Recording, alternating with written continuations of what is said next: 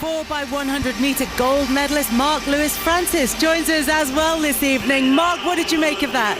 Absolutely amazing. I think the girls have been outstanding these Olympic games.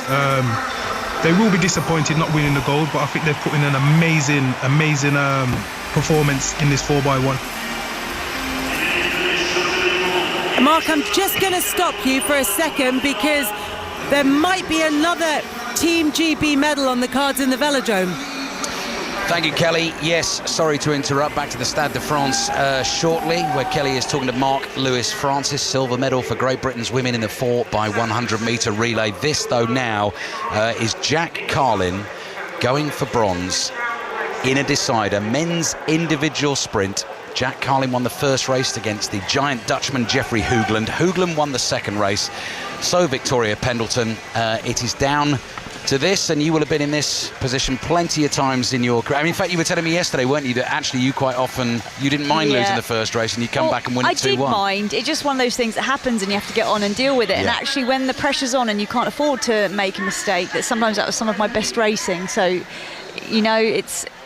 at least you get a second chance to make it right. In the last race, the one that Hoogland won, you were saying that he left the perfect gap to allow himself to run on Carlin. This time, I think Hoogland's got to take it out, hasn't he? So it will reverse the start positions, but we'll see how that plays out. I think, I'm hoping if Jack could be a fraction, like less than a tenth of a second more patient, he will have the beating of him. But those are the margins, aren't they? Yeah. Those are the margins. Right, the music's thumping. Jack Carlin's arrived. The 27-year-old Scotsman, huge, deep breath. And at the moment, he's just sitting high on his bike. Jason Kenny is holding that bike. Carlin has announced to the velodrome. His hands are absolutely smothered in chalk to give him the grip. The handlebars, when you get so close to these bikes like they are now, they are so narrow, tiny, aren't they? Tiny little handlebars at the front of these bikes. Geoffrey Hoogland of the Netherlands, silver medalist in Tokyo 3 years ago, gold medalist here in the men's team sprint, is Jack Carlin's opponent. Carlin is focused, determined, looking down now, just flicks his eyes left towards Hoogland. Winner takes all. 3 laps of the track, first across the line will take the bronze medal. Great Britain so far have 6 medals in the 7 events completed. This for 7 from 8, which is a very tidy collection. Just the 1 gold so far. This can only be a bronze. And Jack Carlin very calmly is just leaving that gap, Victoria, leaving that gap of a couple of bike lengths as Hoogland cruises around the bend away to our right to take them into the back straight. Yep, he's just letting the wheels roll round, very relaxed at this stage, waiting to see what this race may provide him with an opportunity. There's a lot of Dutch supporters here tonight. I'm picking them out, all the orange shirts. The other thing that I've just picked out as well, look at the amount of people fanning themselves. So hot in here, you can see hands furiously flapping. Right, they've climbed up onto the banking here, and we're getting into one of those, they're not quite stopped, but they are in slow motion. I wonder whether they're going to try. There's a bit of wheel skipping by Jack Carlin, just getting his legs in the right position if he needed to stop, but no, Geoffrey Hoogland decided to roll off to the bottom of the track. Bouncing the back wheel. Right, just over 2 laps to go. Excitement building inside the velodrome. Carlin suddenly... and he very nearly hit... he puts his hand up. Carlin was just doing one of those shoulder swerves just to try and play a few games with Hoogland, and he actually barged him, and immediately the commissaire put his hand up and banged the gun twice. So what happened? A restart. Restart. Yeah. Oh, blimey. As if we needed any more tension inside the velodrome. So, and actually immediately as well, Victoria, you saw Carlin turn to Hoogland there and very quickly apologise. What was he trying to do by going up there and sort of across him? I mean, he obviously got way too close to him. Yeah, he did. Yeah, he just wanted to get close, and I think actually it was just a bit of a misjudgment there. And they're on, can I just say, the tiny, tiny handlebars that makes it incredibly hard to steer. So, I hope that isn't going to be... How... Do you think that's it, do you? The commissar, because he's on the yellow card. He's on the yellow card. He had a warning, and Hoogland is walking off the track, and his bike is leaving the track, and Carlin is still rolling around the inside. Yep. This base race will be restarted, they are saying, over the tannoy here, but it's going to take a little while. So we probably should hand it... No? What are you saying? All over. Right. Staying here. before the rerun of the race. Kelly? Yes, hello? OK, we'll hold it here, Kelly, at the velodrome. We're waiting for this race. If you're OK with that. À tout à l'heure. Kelly Cates and the team at the Stade de France, waiting to pick up with the athletics coverage. This is interesting, though, actually, Victoria, because here inside the velodrome, Carlin has decided to just sort of casually roll his way around an entire circuit on the inside of the track. Hoogland has left the track to sort of sit down and reset himself. Well, basically, because his bike went at a bit of an angle, he skid his tyres to one side to avoid Jack Carlin. You might want to just check that the tread and the integrity of the wheel is still good to go. So it'd be more checking the bikes over. OK. Well, Jack Carlin at the moment is just waiting, and he's just leaning on the barriers that separate the track centre from the track itself. Hoogland, his opponent, in the bright orange jersey, is just sitting beneath him and having a slurp of something to refresh himself. So the drama continues to build. This is all about the bronze medal. The gold medal earlier on today went to Harry Levraersum. Dutch rider defended his Olympic title. Matthew Richardson of Australia took the silver. Hoogland won't be rushed, and as you say, it's all about the bike, isn't it, Victoria? It's just basically the Dutch are riding these pink treads on their tyres. I don't know if you've noticed them, and they're very, very fine, and you can rip them very, very easily. So they're just checking that everything's clean and ready to go. Kelly, we're not going to commentate on bike polishing for the moment, so we'll hand it back to you until unless you want us to, but we'll hand it back to you until the race gets back underway. Normally, I would say yes, absolutely, go for it, Ali and Victoria. However, we've already seen a silver for Team GB in the women's 4x100. Let's see what the men can do. Catherine Merry? The men are out on the same wet track, of course, that the British team have just won a brilliant silver medal in the women's 4x100 metres relay. And here at the Stade de France, the men want to do the same. The Great Britain team will start in 4. Jeremiah Azu, Louis Hinchliffe, Nathaniel Mitchell-Blake has been brought in terms of he was on the last leg in qualifying. They've moved him onto the top bend. And Zarnell Hughes, with his injury problems here in Paris, has been brought in, though, for this final on the last leg. And if myself and Alison Kirbishley look to our left, he's doing his pigeon steps, Alison, in terms of Zarnell's putting the mark down that he's got to go off like a rocket when Nathaniel Mitchell-Blake comes round the bend. This is good because it was touch and go whether the British record holder would be brought into the team. Yeah, and you know that team coach Darren Campbell will have looked him dead in the eye and said, are you fit enough? Are you ready for this? And the likes of MLF will know exactly what that's like, won't you, Mark? You know, you've got to look at the team coach who's selecting the team and saying, I'm 100% ready, because this is a team game. That's right. That's what happened with us in 2004. Darren was at 100%. He sat us down and he says, are you guys happy for me to run? And we all agreed. And we went out there and performed like we've never performed in our life, and ended up winning the unthinkable, the Olympic gold medal. So anything can happen. These guys, I think the order that these guys are running in, I think they've got a bit of a chance. Yeah, and it's been good to see how Louis Hinchliffe has only literally been parachuted after this fantastic, phenomenal season that he's had. Obviously, he races an awful lot in the collegiate circuit, doesn't he, Mark? But how much of an opportunity has it got for him? He's an amazing athlete. He's been special this year, hasn't he? And if you train and compete in the US, the 4x1, it's second nature. You do it week in, week out. I think he's got more than enough experience to handle the pressure of the Olympic Games. Here we go then, Mark, and everybody listening with us on 5 Live and BBC Sounds. It's the men's 4x100 metre relay final here at the Paris Olympics. Italy go into the reigning Olympic champions, and the 2021 champion of Marcel Jacobs goes down the back straight for them. Japan go in 3, Great Britain in 4. A reminder, Azu, Hinchliffe, Mitchell-Blake and Hughes. The United States of America in 5, Christian Coleman, Kenny Benarek, Kyrie King and Fred Curley. The 15-time Olympic champions start in the middle lane. France go in 6, a huge draw for them, of course. The French team, Pablo Mateo, given the duty of bringing, hopefully, the baton home for the home side. South Africa go in 7, Akane Sembine, who is 4th in the 100 metres. He ran a wonderful heat. Simbine to get South Africa into this final. They go in 7. People's Republic of China, bronze medalists 3 years ago in Tokyo, in 8. And Canada, who took silver in Tokyo, go in lane number 9. Aaron Brown on the lead, and the familiar athletics name of Andre de Grasse is the final leg runner for them. It's brightening up a bit here in the Stade de France. The rain has eased just slightly. The floodlights have come on, and Jeremiah Azu in lane number 4 is swinging his arms from side to side. Can the British men's team get a silver medal here like their female counterparts, or could they go one better and do what Mark Lewis Francis and his team did in 2004 and potentially pick up an Olympic gold? Jeremiah Azu has just pointed across the wet track to Louis Hinchcliffe. We're ready, he says, we're ready.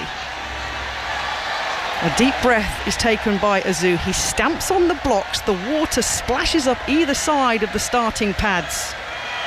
It's the final of the men's 4x100 metres relay. Italy, Japan, Great Britain, United States of America, France, South Africa, People's Republic of China and Canada. The announcer asking the French fans to quieten down. They go in 6. Punches the air with delight and adds a 4th Olympic medal to his collection. Held his nerve. Well done goes Jeremiah Azu, driving out the blocks in the rain. The Britons moving nicely, but as are the United States of America. Let's see the changeover for the British team. It's pretty good. Hinchcliffe, though's got a bit of work to do. Great Britain have got a little bit of work to do at the 200-metre point. Round the top bend in the rain. The USA are making messy changes of this. The British team are down in about 6th position. Japan are flying in lane number 3, as are Canada on the outside line. Japan are leading. Zarnell Hughes on the final leg. Good grief! Zarnell Hughes is going to get a medal for the British team. I think he powered to a bronze for Great Britain. But Canada, with Andre de Grasse, 37.50 seconds. The silver medalists in Tokyo, Canada, have upgraded to gold. Silver goes to South Africa, and Great Britain in the bronze, 37.61 seconds, 0.07 of a second ahead of Italy. Well, it was a fantastic start from the American team, but that first change was shocking. Kenny Benarek, the silver medalist in the 200 metres, really messed up, and it was, I'm sure he didn't even get the baton within the box, but he carried on running and they lost all momentum. And Darnell Hughes, take a bow, because that man ran the race of his life to get us back onto the podium. Jeremiah Azu giving him the high five. Nathaniel Mitchell-Brake giving Azu a hug. Well done, boys. Bronze medal. It was a brilliant race by the British, and the the silver medalists, the women have come out who watched it on the sideline. High fives all round for the British team. Another medal for our sprinters, but as we said, USA were messy. They finished down in 7th. So Team GB's women celebrating with Team GB's men. Both relay teams on the podium. Silver for the women, bronze for the men. And there's another medal on the line at the velodrome. Alistair Bruce Ball. 2 laps to go then. This is all about the bronze medal for Jack Carlin and Jeffrey Hoogland. And Carlin starts to build the pace, Victoria, as he moves into the back straight, and Hoogland follows. Yep, so he is keeping high still, just about the pursuiter's line, ducking down into the sprinter's lane, and Jack Carlin is looking over his shoulder, deciding to commit to the sprint. There goes the bell. Sprint for your life, sprint for the medal. Jack Carlin has the lead. Hoogland eating up the ground on the back straight, shoulder to shoulder as they come into the home straight. Jack Carlin still in front. Can he hold on? He can! Jack Carlin takes the bronze medal for Great Britain. Took the bronze in Tokyo 3 years ago, repeats the feat here in Paris.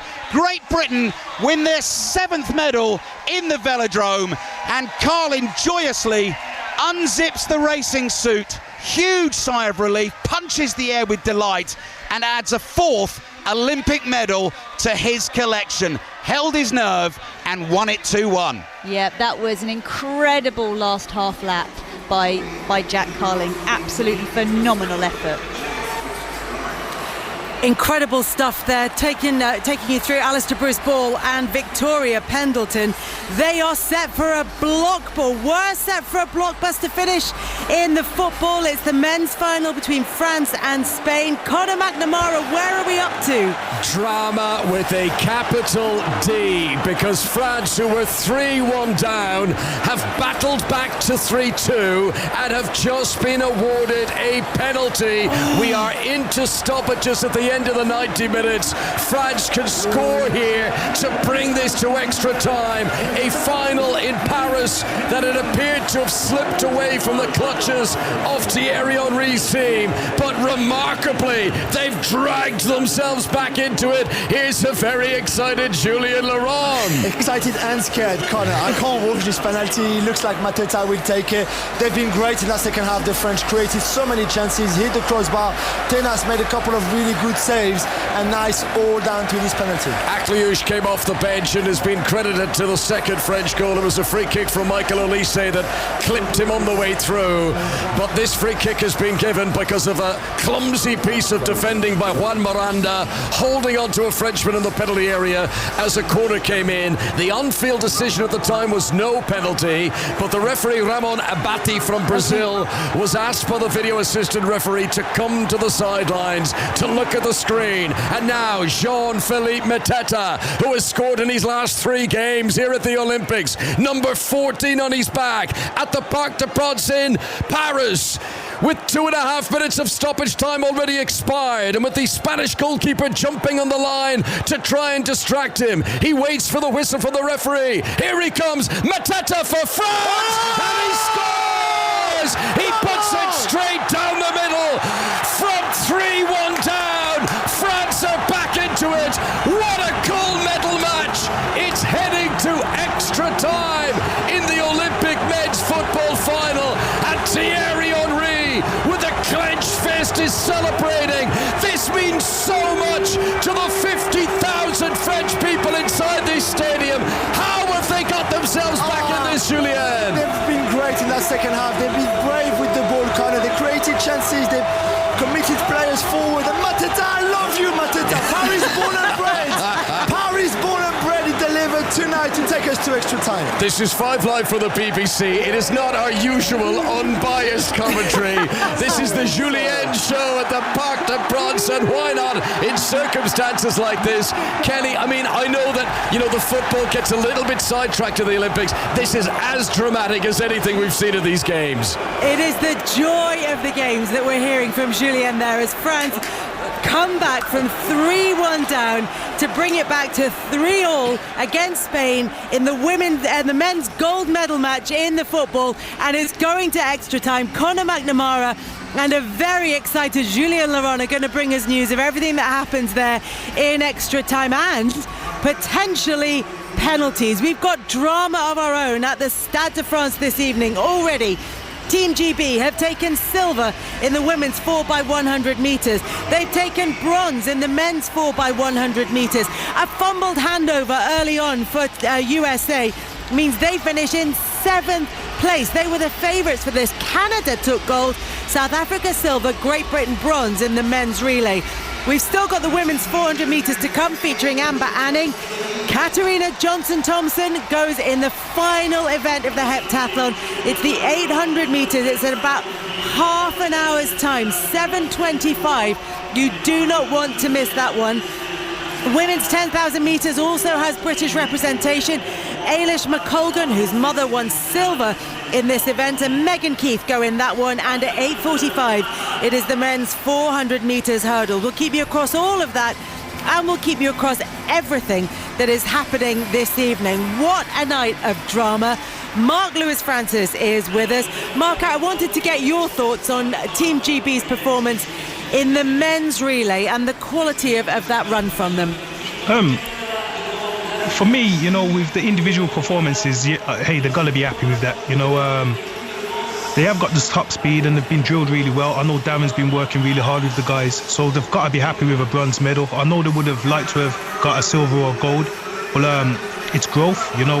Both teams have achieved something that we didn't do in 2004 and come home with medals.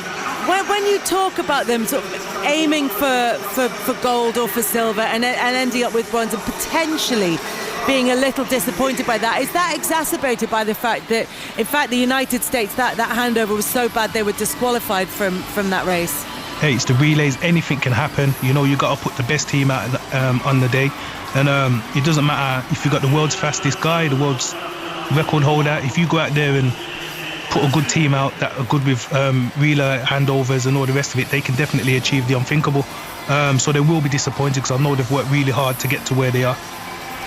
Mark, Zarnell Hughes on that final leg ran an 8.78 final leg, and I know it's slightly different in length depending on when you take the baton, but he was flying.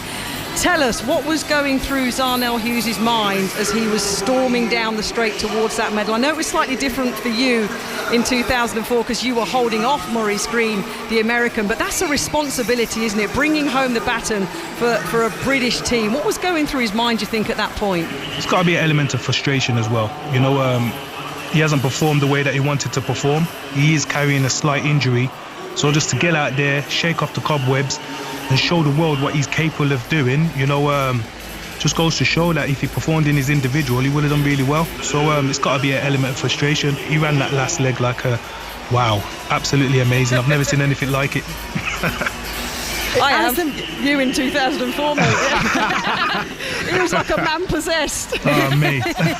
Absolutely crazy. But I am proud of the boys. You know, they've done really well. It's another medal to add to the table. I tell you what, wherever Darren Campbell is tonight, I think somebody will need to be buying him drinks because the relay coach has delivered. You can only ask for your two relay teams, your sprint relay teams, to bring home medals. And I think great job from all of the guys that are involved. Most definitely. And Mark, we saw the women's relay team going over to celebrate with the men's relay team. Then they look like a really close unit. Yes, and it all works. You know, everybody gels together. You know, they've got to do relay camps together. It just shows that they've put in the hard work, and it's all about teamwork. You know, it's not just the guys that walk onto the track; it's the guys around you as well that bring out the best in you. And it's looking great for the future, 100%. These relay camps, Mark, tell us, how often do you guys meet up? How much do you practice? The Americans clearly, as we know, historically as well from our day in running, not particularly very much, but how much time and effort do you put in to a relay team when you've got your own individual, you know, performances to consider as well? It's all about balance, Catherine, you know, it's all about getting the balance of your season and the balance of your training. I think it's very important to put in the relay camps as well because it's a major medal at a major champs, and you can see that these guys have put in the work. You know, the Americans got some amazing athletes, especially in the female team, world record holders, you know, Olympic champions, and they've come out and we've just got second to them. So it just goes to show with a little bit more work, we could be standing on the top of the podium once again. And I think that is USA's women heading over to the bell now to ring the gold medal bell. I think that's the noise that you're about to hear. Although they look well, they were there and now they're all splitting off and going around to see their families. But they're bringing the women out now for the women's 400 metres final. Catherine Merritt, before you take us through the race itself, we should declare a personal interest in that Amber Anning, who is Team GB's representative, has already broken one of your records in this one. Yeah, this is going to be the hardest commentary of my career here. No, of course it's not. Amber Anning is a medal hope here in this 400 metres, Kelly. She starts in lane number 5.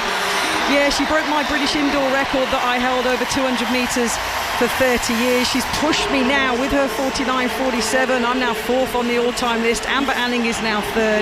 She has an opportunity here, and I think you're right. She's been introduced to the crowd. She looks a little bit nervous, but she's good to go. The Americans were just about to ring our Notre Dame bell, but were told to wait because our 400-metre finalists are coming in. That makes absolute sense. I'll be honest, when I looked over, it just looked like chaos to me, but you're right, there is method in the chaos. Talking of which, let's head back to the Parc des Princes. Oh, that must have been a long wait for the final whistle for Julien Laurent. Conor McNamara's there. It is going to extra time in the gold medal match of the men's football. France 3, Spain 3, 6-goal thriller that doesn't in itself tell the half of it. France scored first in the game. Spain went 3-1 up before half-time, and then France left it late, but Akliouche in the 79th minute, the penalty from Mateta in stoppage time, and Thierry Henry's side are bringing this to extra time for the Olympic men's football final. France 3, Spain 3 for now. Thank you very much for that. So Conor and Julien will bring us all the news of that men's final match between France and Spain as it heads into extra time. Meanwhile, the athletes are out on the track here for the women's 400 metres final. Catherine Merry. Alexis Holmes comes out last. She'll start in lane number 9. She came out a spot early, Alexis Holmes. She had to kind of embarrassingly regress, like that Homer Simpson gif into a bush. It was funny, wasn't it? It was like, that's not my flag. It's not my flag, it's not your time. Amber Anning, she starts in lane number 5. She is standing on the wet track, ready and poised here. It's the final of the women's 400 metres. All athletes in this final have run under 50 seconds, the magical barrier this season. Williams of Barbados goes in 2. Jaeger of Norway, the first Norwegian to reach any Olympic 400 metre final, starts in 3. Rashida Adeleke, the world number 4 this year from Ireland, the 21-year-old, 49.07 seconds this year. Amber Anning from Great Britain, now 3rd on the UK all-time list, already has mixed relay bronze here, goes in 5. Paulino of the Dominican Republic, silver in Tokyo, the world champion, goes in 6. Kazmarek of Poland, the world number 3, the 3rd fastest qualifier, goes in 7. Salwa Nasser of Bahrain, the 3rd fastest athlete ever and the fastest qualifier for this final in 8. And Alexis Holmes of the USA goes in 9. The rain has stopped, the sky has gone brighter. The final of the women's 400 metres. Can Amber Anning from Great Britain pick up a medal in what will be a very fast and competitive final? We have silver in the men's from Matt Hudson-Smith. Anning, can she add to the tally?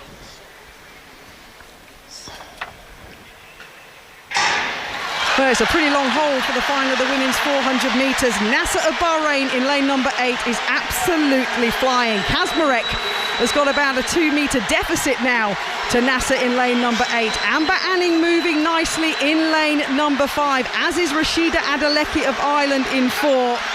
We hit the 200-metre point. Paulino of the Dominican Republic, the world champion, possibly leads at 200 metres. And Paulino's put her foot down here. The world champion's going to swing into the straight with a 1-metre lead from Nasser, the 3rd fastest of all time. Amber Anning looking a little bit laboured back in about 6th or 7th. Rashida Adeleke of Ireland battling with Kazmarek for the bronze medal. But the Dominican Republic athlete, Marila Paulino, is the Olympic champion in an Olympic record, 48.15 seconds. That is the 4th fastest time in history. Wow. Amber Anning down and out of the medals. The crowd are told it's an Olympic record, but let's look at the time for Amber Anning.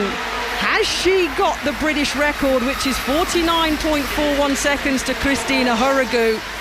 She finishes in 5th for the British team. A national record, 49.29 seconds. Amber Anning, take a bow. I said it was going to be quick. She finishes the final in 5th, 1 place behind Rashida Adeleke. But the national record now belongs to Amber Anning. Paulino takes the gold, an Olympic record of 48.17. Nasser of Bahrain was 3 metres behind in 48.53. And Kazmarek won the battle that she was having with Rashida Adeleke for bronze in 48.98. Amber Anning 5th in a national record. Yeah, and Paulino now the world and Olympic champion.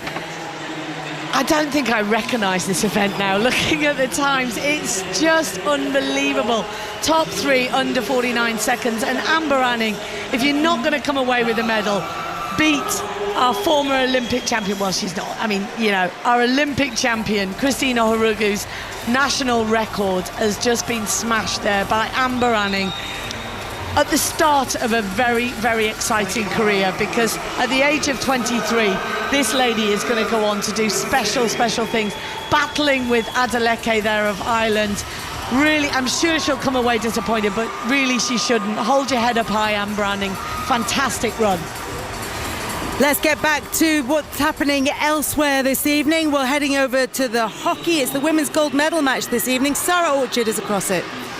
Thanks, Kelly. I'm going to try and not get too carried away here with what could be a potentially enormous upset. I'm watching Netherlands against China in this gold medal match, the final match of the entire hockey tournament for the women. It's China 1, Netherlands 0. And when I say that, remember that Netherlands, they are the European and the world champions. They are the world number ones. They're the reigning gold medalists. China came into this ranked 8th. They lost 3 of their 5 pool games. They have managed to scrap their way through, and they lead. An incredible goal by Chen Yi, and they lead 1-0 7 minutes into the first half, and it is Netherlands 0, China 1.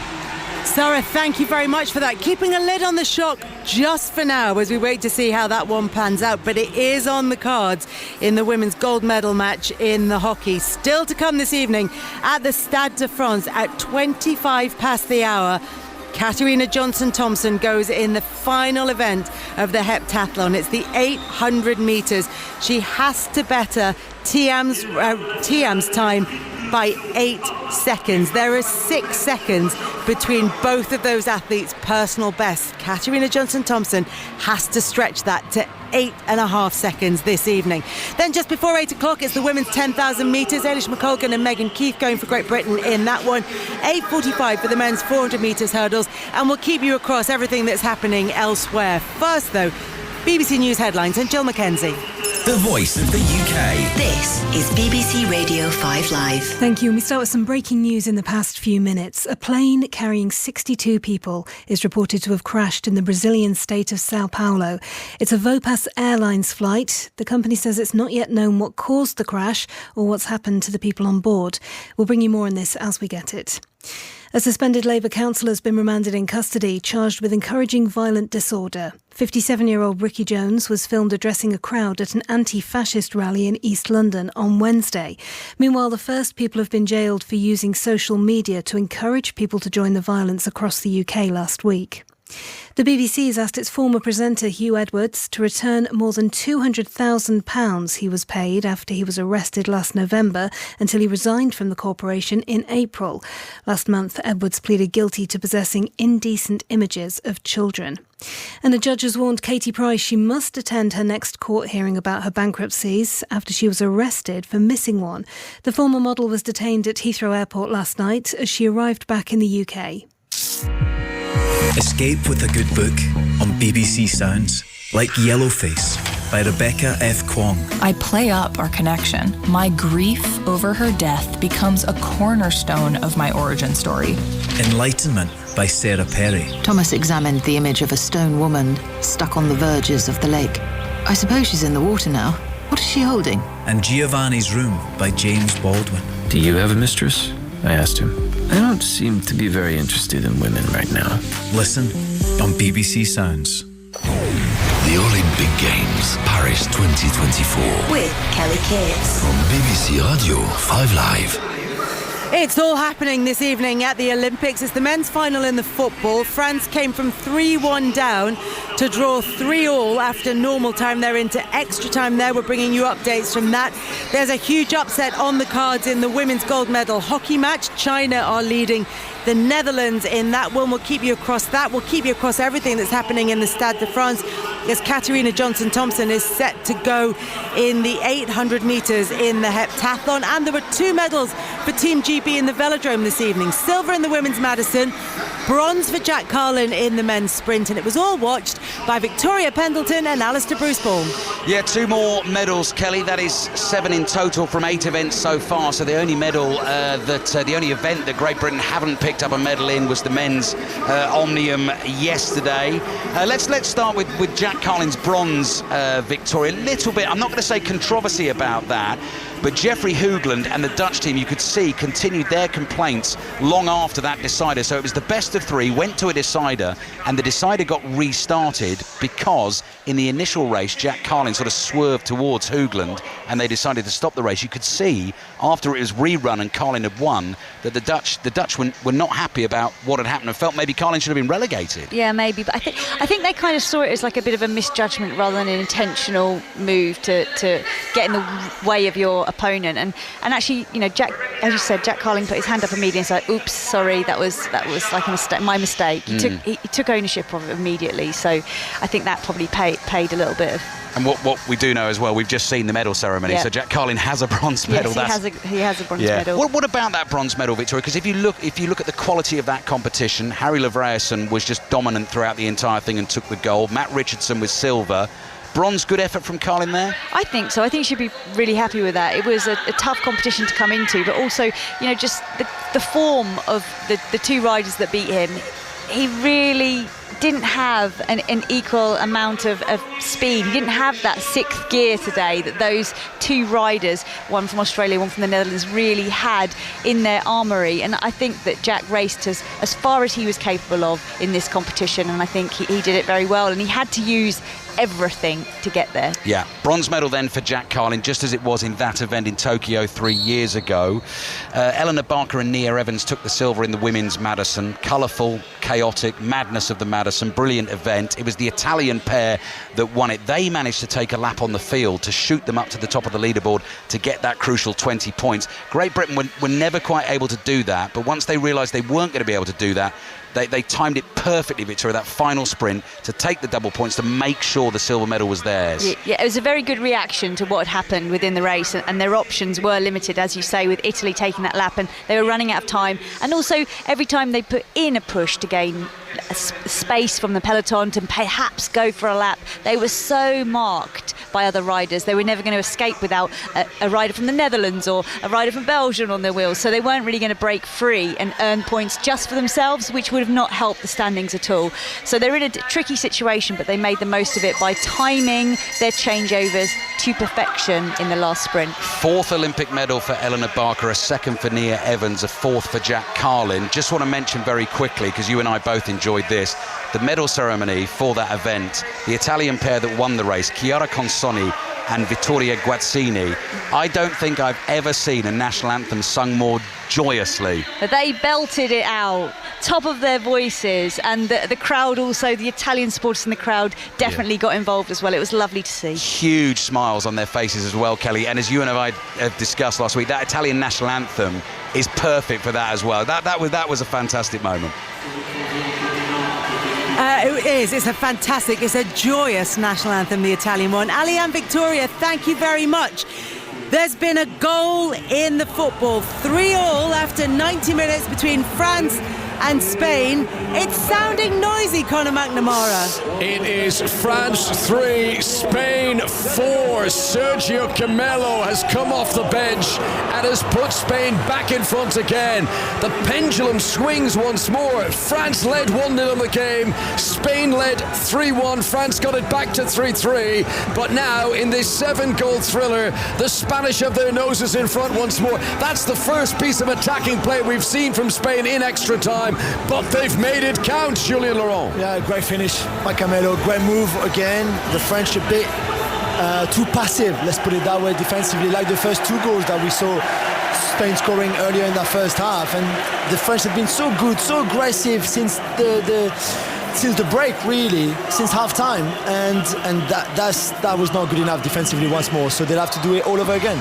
Well, at 3-1 down, the French crowd started singing La Marseillaise, and they were able to inspire the team to get it back to 3-3. We still have 5 minutes remaining in the first half of extra time. Can Thierry Henry's team get back in this again, or is it going to be Spanish gold in this wonderful footballing summer that they've been enjoying? For now, France 3, Spain 4, 101 minutes played.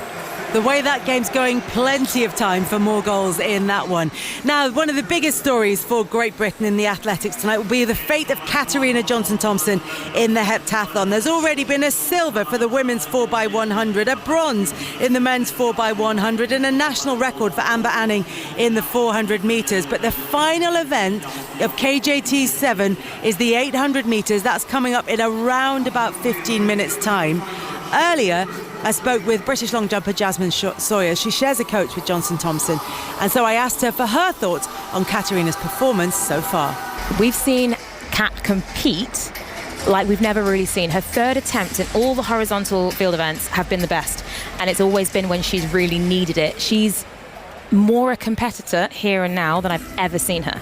And for me, that says she's going to absolutely do everything she can to go for gold. She's going to run pacing herself to go absolutely as fast as possible. You know, there's never going to be a silver's great.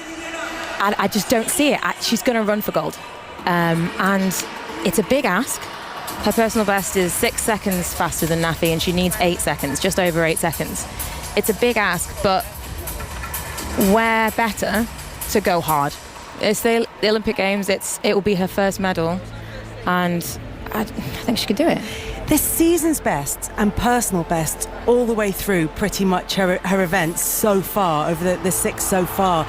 You can't come to the Games and do much better than that, can you? Exactly, and I think you have to consider this is Kat's 4th Olympics, and to still be setting personal best, to still be coming in and doing the best you've done all year at the most important stage, it tells you everything you need to know about how much of a fighter she is.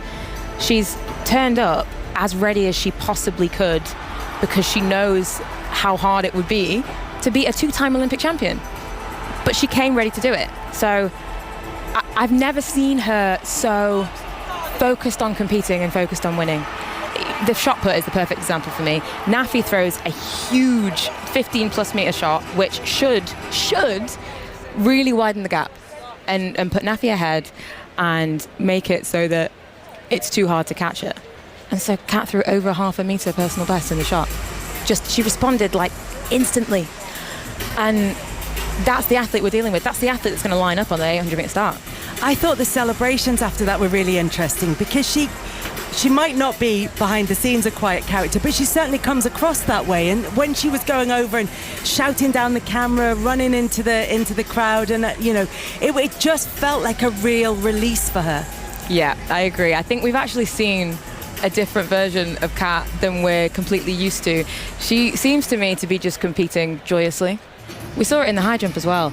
She got the crowd going with the clap, which we're just not used to seeing in the heptathlon. She has been thriving in the moment of the competition. And the shot was such a perfect example of that. She allowed herself to really feel the joy of doing it, of actually getting it right in the important moment and doing something that she knew inside she was capable of, and actually producing it, because that's the hard part. So many of these athletes are capable of these huge things. There's tiny increments separate the athletes here. They're all the best in the world at what they do, but being able to do it is a whole other task, and Kat's been reveling in the joy of that. And she's also talked about some of her performances as being post-Achilles ruptures best. And do you think that, you know her, do you think that that's something that plays into her enjoyment, that she's like, do you know what, this is almost like a reset, maybe not as strong as a second chance, but it's a time to go again? 100%. I know how hard it is rehabbing from an Achilles rupture, and it took so much strength to be able to do that. It used to be an injury that would signal the end of an athlete's career, and Kat did hers on her takeoff leg, hasn't changed her takeoff leg, and so has been building that back ever since, and has been able to really get close to some of the performances that she did pre-Achilles, and in some cases surpass them. I think for her, having to go through that and building herself back up from the ground has made her has given her the strength that we've seen out here over these last 2 days. It's a huge part of the story of getting to the Katarina Johnson-Thompson we now know. Her first world title was pre-Achilles rupture, and she came back and beat everyone else in the world again after a ruptured Achilles. And knowing that she's capable of that will, in her own mind, give her more confidence that she is a champion. But the Olympics haven't been kind to her in terms of injuries and just the timing of everything as much as anything else.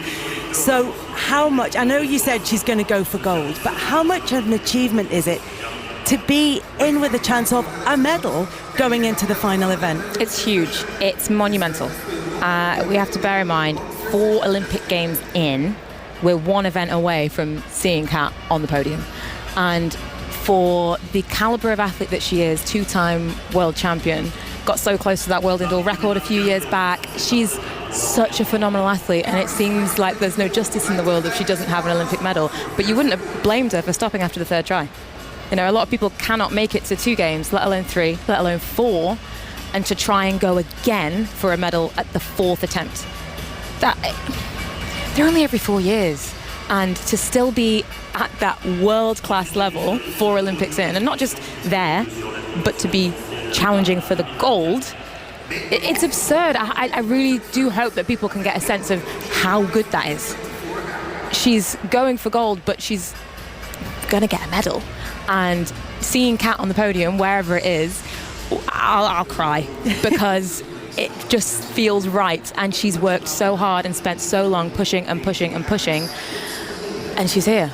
It's so close. Are you nervous for her or excited for her? Both. Watching is just, it's nerve-wracking. The thing is, she's capable. 8 seconds sounds like a lot, and it is a lot. And the person that she's trying to beat is also a champion. We're watching 2 of the greatest heptathletes, 2 of the greatest competitors we've ever seen on the track. And what a privilege. But I am very, very nervous. Not long to go now until Katarina Johnson-Thompson goes in the second of these 2 800 metres heats in the women's heptathlon. We'll let you know what happens in the first one featuring Jado Dowda, who is also Team GB. But Nafi Tiem and Katarina Johnson-Thompson go in the second of them.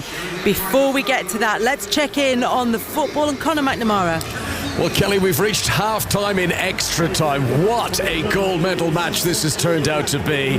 It is France 3, Spain 4, and we have 15 minutes to go. The French have already come back from being 3-1 down in the game. I think the best way I can describe this is, have you ever seen a football match where the referee has lost the red card? That's happened here. This is the sort of chaos that is ensuing in southwestern France. It fell out of his pocket, and it's not until the end of the first half of extra time that he was able to find it again and pick it up off the grass. I mean, it has been crazy.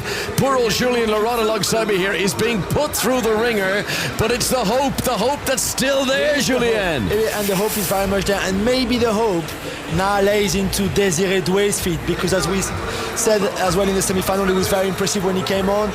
Right now, he looks like the best player for this French team. Olise is a bit tired. Akliouche is a bit tired as well.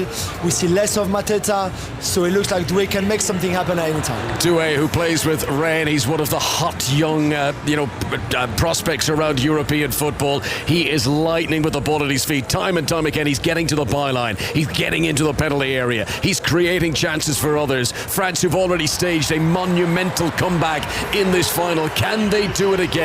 As both teams are having their team talks on the pitch as we await for the second half of extra time in front of 50,000 people at Parc des Princes. It is France 3, Spain 4. Conor McNamara, Julien Laurent, thank you very much. Let's check in at the women's gold medal match in the hockey. Sarah Orchard. Still got 8 minutes to go until half-time at the Yves de Manoir Stadium. It's still Netherlands 0, China 1. Don't forget the Dutch. They have been so dominant, not just here at the Olympic Games, but across the world for years now. They're the world number ones, world champions, European champions, name it. They're defending their gold medal. They've done it. But the subplot to all of this about China is the actual Chinese coach. She's actually an Australian called Alison Annan. She's a 2-time Australian gold medalist in the hockey from 96 and 2000. She coached the Dutch to Tokyo gold 3 years ago, but she was actually fired as coach of the Netherlands women after an investigation into accusations of verbal intimidation and creating a culture of fear and silence. She's then been picked up by the Chinese, and she could be the one who is about to bring down the Dutch downfall if this score remains the same. It's China 1, Netherlands 0.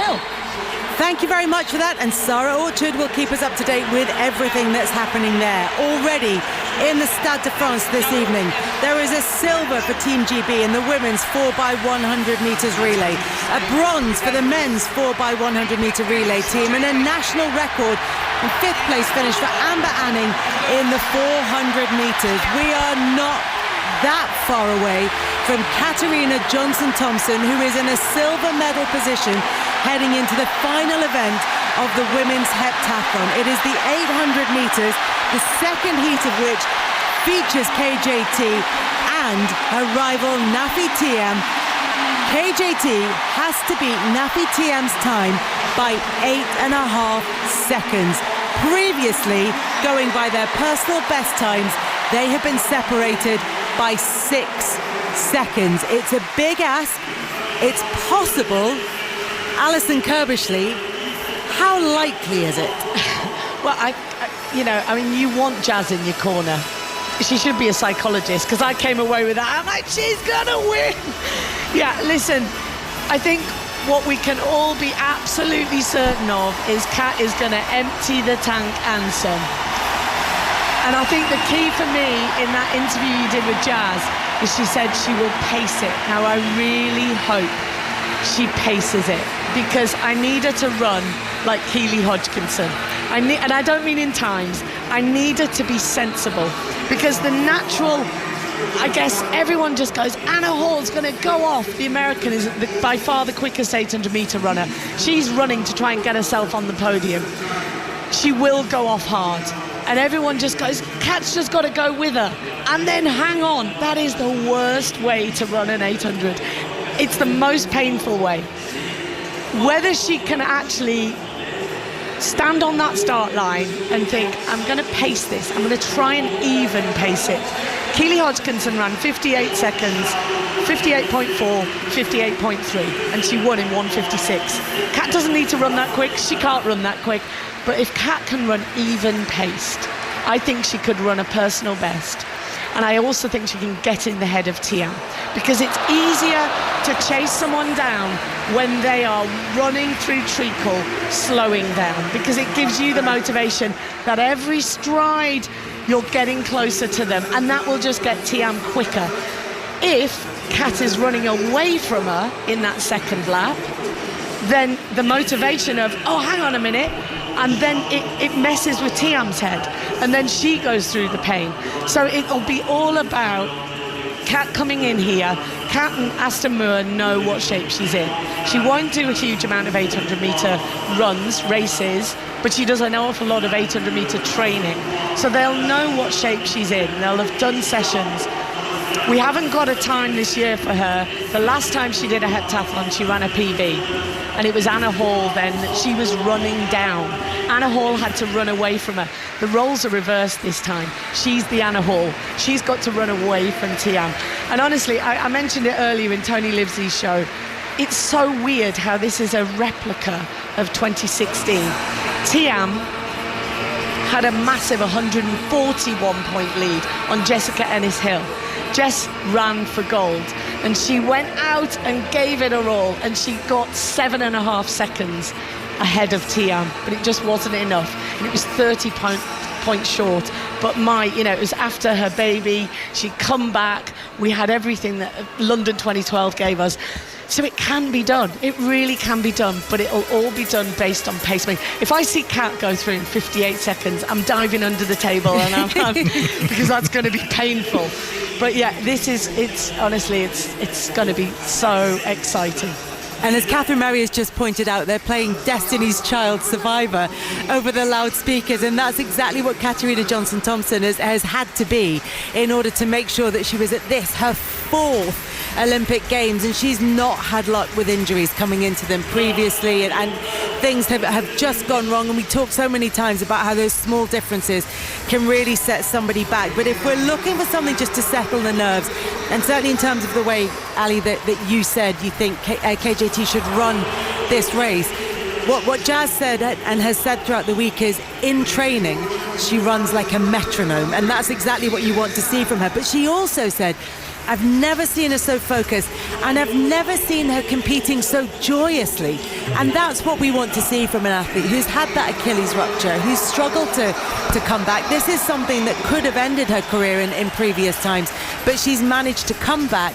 And not only is she at her 4th Olympics, she's at her 4th Olympics, and she goes into the final event in silver medal position.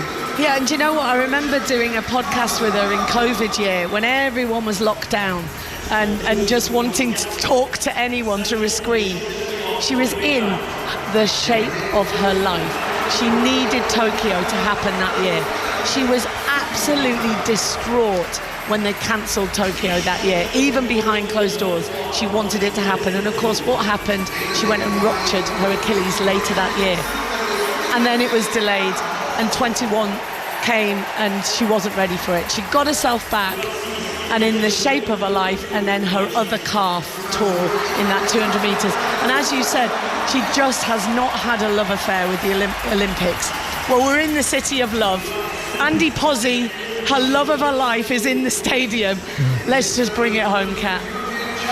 We are so nearly there. Can Katarina Johnson-Thompson do it? Can she add that elusive Olympic medal? Here she comes. Come on, Kat. And Catherine Merry is taking you through it with encouragement from Mark Lewis Francis. No, she's got me nervous. She's got me nervous. Well, we're going for nervous and excited. That's what Jazz Sawyer said. 100%. I do believe this is her time. You know, especially with the injuries, I've done it myself, and you know, she's in a mind frame where she just feels strong. She looks happy as well. Anything can happen. Here we go then, folks. Sit back in your seats, put your cups of tea down. This could be the time that Katarina Johnson-Thompson picks up an Olympic medal in the heptathlon. Nafi Thiam ran out last. She has tape on her leg. The event leader from Belgium going for 3 Olympic titles in a row. Nobody has ever won 3, let alone 3 in a row. Katarina Johnson-Thompson, the 2-time world champion, stands in lane number 8. The hair tied back. She takes one final look around the first bend of the Stade de France. Brooks Krisan, Oosterwegel, Arajo Doctor, Anna Hall of the USA, who's in 5th, Norwitz, who's in 4th, Annika Kalin, who's currently in the bronze medal position, starts in 7. Katarina Johnson-Thompson is about to run the most important 2 minutes of her life. A huge roar from the British crowd here. Nafi Thiam in 9. Thiam looks nervous. KJT looks nervous. The final event of the women's heptathlon. The athletes are brought to their marks. The gun goes, and of course the roar is loud. How is this one going to be run? The bronze medal is in doubt. There's 3 or 4 athletes involved in that hunt. Katarina Johnson-Thompson has passed Nafi Thiam around the first bend, Alison Kirbishley, and as expected, Anna Hall, the American, quick at this event, has a 4-metre lead with Katarina Johnson-Thompson in 2nd. Yeah, and exactly what we thought would happen. Anna Hall's taken this out from the outset of this race. She's got an opportunity to get onto the podium. She's got to stay ahead of the other Belgium athlete, and just as I say that, Thiam was clipped from behind, but she stayed on her feet. She's in 4th place. Clearly nerves are setting in. Anna Hall, Katarina Johnson-Thompson with Witt sitting on her shoulder. Hall leads by 8 metres. KJT in 2nd. Nafi Thiam is about 1.5 seconds down from Katarina Johnson-Thompson. The bell goes in the final event of the Olympic heptathlon. KJT in 2nd overall and 2nd in this race. Anna Hall, the American, is putting her foot down. Nafi Thiam is starting to struggle, but is only 7 or 8 metres behind KJT. Come on, Kat, down the back straight. This is perfect. This is exactly what we want. 60 and a bit seconds through the first lap for Kat. Now we've got to see a rally. We've got to see that cadence pick up. She's got to absolutely empty the tank. Anna Hall's now at the 200-metre point. She's driving on. She knows that she's got a potential medal. Kat is in 2nd. Witz is in 3rd. Where is Thiam? Tiam is 10-15 metres down from KJT. Anna Hall should win this race, but Katarina Johnson-Thompson is digging in. She's shoulders are rolling. She's grimacing as she's pushing towards the line. She's going to be seconds ahead of Tiam, but I don't think it's going to be enough to take the gold medal from the Belgian. Anna Hall dips for the line. KJT dips for the line. Nafi Tiam is how many seconds behind, Alison? I think about 6.5 seconds on my count, around about 6 seconds. I tell you what, Kat did it right. She finished like a train. Tiam had no knee lift coming down that home straight. We're just looking now, 2:04.39 for Anna Hall, a personal best. What more could you ask for? 2 personal bests in a heptathlon. She looks up at the screen and shakes her head with a big grin. Katarina Johnson-Thompson, a 2:04.90 lifetime best. Wow, she gave absolutely everything. She's going to get an Olympic medal. The camera focused in, as Alison said, on KJT, and she laughed, she shook her head. But very shortly, it's going to be confirmed. All the athletes, as usual, are hugging. We're waiting for our numbers to be crunched. As I mentioned at the start of that 800 metres, there were medals up for grabs in terms of the bronze medal in particular. Nafi Tiam is lying on the track. All the other athletes are going over and congratulating her, including KJT. But we wait in the Stade de France. Let's confirm the medalists in the women's Olympic heptathlon. Nafi Tiam hugs all the competitors. Both of the big screens here in the Stade de France still showing the 800-metre result. Hall, Johnson-Thompson, Krishan, of course, were the 3 finishers in that one. There's a big replay on the screen. We wait for confirmation. It was a PB confirmed for Tiam at 2:10.62, which, yeah, is absolutely, looking at that, yeah, just over 6 seconds. So she gave it a good go, Kath. I mean, we haven't had it confirmed, but what a run from Kath. We couldn't ask for any more across the 7 events. A 13.56 hurdles yesterday, a 192 high jump, a huge personal best of 15.54 in the shot put, a 24.46 200, a 6 metre 41 long jump earlier, a javelin throw just over 54 metres. But clearly there is some fine maths having to go on here, because all the heptathletes are to our right in front of us, waiting, looking up at the board. Yeah, they're just waiting for the final confirmation. We haven't got the 10th place, the Colombian athlete Araju. We haven't got her 800 time yet. So that's what they're waiting for. But it is ridiculous, because it's pretty obvious that it's going to be tight. But I think we're just waiting for the absolute confirmation here in the stadium that Tiam is going to be, for the first time ever, a 3-time Olympic champion. That's not in any doubt, because as we said, 8.5 seconds was needed by KJT and a lifetime best of 2:04.9. As we've already said, you can't ask for any more than that. But we always have to wait. Nafi Tiam is due to be crowned a 3-time Olympic champion. She held 2 titles with Jackie Joyner-Kersee, and now she's due to have 3. And after 2 days and 7 events, this is agonising for those waiting for confirmation they've got a medal. Nafi Tiam has gone to her family. Nafi Tiam is in the crowd with her friends. She's being draped in the Belgian flag as the latest Olympic champion. Surely there's some kind of Excel master who can put some kind of equation into a box and make sure that this happens more quickly than this. So as we said, it was 8.5 seconds, but it's coming through now. Katarina Johnson-Thompson is having a conversation with the other British athlete, Jade O'Dowda. The Olympic champion is confirmed, Nafi Tiam of Belgium. The silver, the first ever Olympic medal for Katarina Johnson-Thompson in silver. Just 36 points behind Nafi Tiam. Norwitz of Belgium gets the bronze.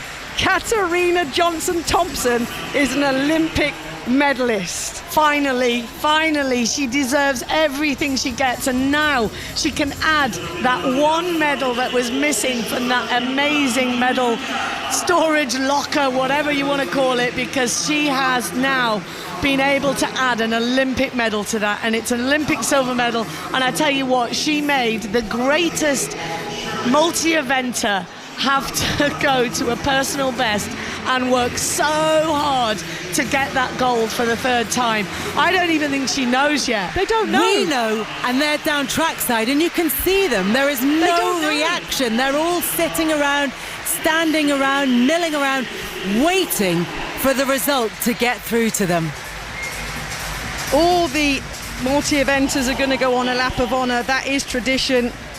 KJT having a chat with Anna Hall, the American who finished in 5th place. They don't know officially, but they will know their times because they've been able to look at their times, and Katarina Johnson-Thompson will know that it wasn't that 8.5 second gap that she needed. But this is what athletes do, Kelly. When we know, we kind of know, but unless somebody tells you, I swear to God, you don't do anything. I've seen many athletes go on lap of honours and then be told that you've been disqualified or you didn't finish where you thought.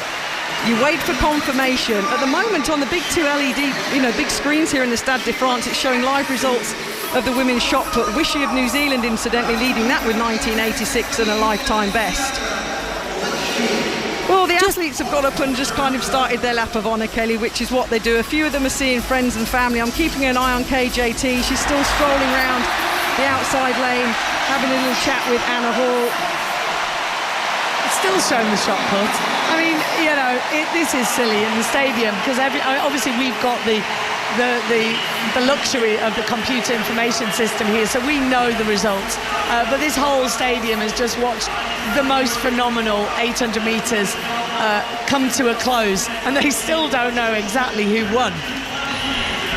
KJT has just given a little kind of half fist bump to her friends and family on the first bend. Look, it will be confirmed shortly. We know that Katarina Johnson-Thompson is the Olympic silver medalist in the women's heptathlon. Another medal for the British team. And can I just say, she's had to, I can't reiterate enough how much she's had to push Thiam to that gold medal.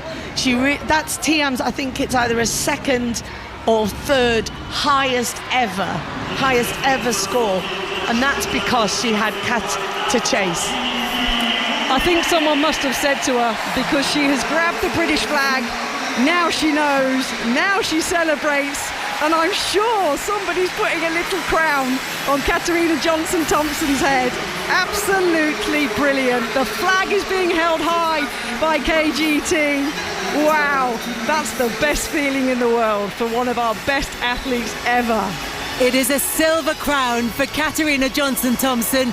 She knows now, it is confirmed, a silver medal for Team GB's Katarina Johnson-Thompson. She ruptured her Achilles in 2020 while she was in the form of her life. It was the delayed Olympics that then took place in 2021 when she was coming back from that injury. And this time around, she has done a season's best in the 110 metres hurdles, a season's best in the high jump, an all-time personal best in the shot put, an all-time personal best in the 800 metres, a season's best in the javelin. In the 200 metres, she went last night. In the long jump, Thiam was only 1 centimetre ahead of her. And what that means for Katarina Johnson-Thompson is a silver medal for Team GB. Nafi Thiam ringing the bell, our latest Olympic champion. And she's had her issues as well. She's had operations. She's fought back. She didn't do a heptathlon for a couple of years, getting herself back in shape. And she, understandably as well, Kelly, is overcome with emotions. The first athlete ever to win the Olympic heptathlon title 3 times. And she did it 3 times in a row. We will reflect more on Katarina Johnson-Thompson's silver medal in the heptathlon, her first Olympic medal after we've got full time in the football. Conor McNamara. A quite astonishing final at Parc des Princes finishes France 3, Spain 5. At 4-3 down, the French threw everything at a late equaliser. They committed bodies up the field, and a quite extraordinary assist from Spanish goalkeeper Arnaud Dennis when he threw the ball out from the edge of his penalty area all the way into the French half. It was the perfect weight. Any shorter, Luquebe might have intercepted for France. Any longer, it might have run through to the French goalkeeper Guillaume Rest, but it was perfectly weighted for Camelo to score his second goal off the bench. An 8-goal fantastic final in the Olympic men's football, but it's the gold medal going to Spain, and Thierry Henry's dream at Parc des Princes just gets denied him at the very end. Julien Laurent is alongside me. Yeah, I'm disappointed obviously for him, for the boys, for everybody involved. It was a great journey from this French team from the start. Spain, even if they were not perfect tonight, and I think there's a case to make that France were certainly from the half time all the way into even extra time where maybe the better team, but it's Spain as a country in football right now, just outstanding. Yes, it is a classic masterclass here in terms of taking your chances. Spain did not create much, and yet they have scored 5 goals over 120 minutes, and it continues this remarkable run that Spanish football is on, be it Euro 2024, be it the under-19 Euros, be it the Women's World Cup last year. In football, right now, everything Spain touch turns to gold, and the Olympic men's football is no difference. France 3, Spain 5. Conor and Julien, thank you very much. And the EFL season gets underway this evening. There are 2 games in the Championship. Relegated Sheffield United travel to Deepdale, where they face Preston North End. Ross Heaton's watching. And while the Blades may start with a 2-point deduction for defaulting on previous transfer payments, their record against Preston will give them reason for optimism tonight. They're unbeaten in their last 6 against North End and give debuts to 4 new recruits: Gilchrist, Moore, Burrows and the stylish O'Hare. As for Preston, their transfer business has been limited, with the Iceland international Tor Darson and the Leeds loanee Greenwood make their bows at Deepdale as they look for a first win since 2018 against their visitors from across the Pennines. And newly promoted Derby County head to Blackburn Rovers, who saved themselves from relegation on the final day of the season. Rob Laws at Ewood Park. Evening, Kelly. Here we go again then. The Championship returns. It's never short of drama, always full of goals, glory and for some utter despair. Derby, though, returned to the Championship stage for the first time in 2 years thanks to their promotion from League One. Boss Paul Warne hands 4 debuts to new signings: David Ozo, Ben Osborne, Caden Jackson and a Dutchman whose name suggests goals, Kenzo Hutmine, which translates directly to gold mine. No such luck for Blackburn, though. After guiding them to safety last season, John Eustace has had to be patient with his incomings. All 6 arrived in the space of just 72 hours last week, while the future of the league's top scorer last season, Sammy Smodic, has rumbled on all summer long. He's named on the bench. New signing Matt Targay makes his debut. It's game 1 of 46 and kick-off is at 8. Thank you, Robin. In League 1 this evening, Barnsley hosts Mansfield. League 2 kicks off with Chesterfield at home to Swindon. We are still coming towards the end of the Olympics, but very much in the middle of it, opposite the... not time-wise, but very much in the thick of it rather than the middle of it. Opposite the Stade de France is the Aquatic Centre. It's been newly built for these games. It's been hosting diving, water polo and now artistic swimming, which is where Eleanor Oldroyd is this evening. So, Ellie, this is the duet technical routine competition this evening. Yep. How does this work? Well, the artistic swimming, you remember it as synchronised swimming before it changed its name a couple of years ago, consists of 2 different routines in the duets. So the technical, which is tonight, and then the free routine, which is tomorrow. And for the first time in living memory, really, Team GB go into this with a hope of a medal, with Kate Shortman and Izzy Thorpe next to go with their routine, which will be to a theme of clocks. Big Ben is on their swimming costumes, and this is an extraordinary event to watch, Kelly. I haven't watched it for a few years. And it is this amazing combination of artistry, of strength, of incredible breath control as well. And the reason that we've got to hope with Izzy and Kate is that the rules have changed when it comes to judging. So it's less subjective than it used to be. The difficulty scores and the synchronization scores are assessed by an independent panel of technical judges, and then the execution and artistic impression are then judged separately. So that's the subjective side of things, if you like. So Izzy and Kate actually have a silver medal already in World Championships for the routine that they're about to perform, and that was a record-breaking performance in itself, because it was the first time that British synchronized swimmers had won World Championship medals. So they're up next with their technical routine, and I'll let you know how they get on in the next couple of minutes. And of course, the other point to their duet, Ellie, is that while their routine is set to the theme of clocks, if we go back to the 1980s, their mums competed together in artistic swimming. They did, yes. Maria and Karen they competed together. Their little girls knew each other probably before they could even remember it. They were at primary school together. They started swimming together while they were at primary school. They're actually about to go now. Kate, who is 22, and Izzy, who is 23. They perform the same routine in competitions throughout the year. So they actually won gold in a World Cup event in the Aquatic Centre back in May. So, they have a reputation. You can hear, can't you, already the clocks sounding as they start their routine with a dramatic throw.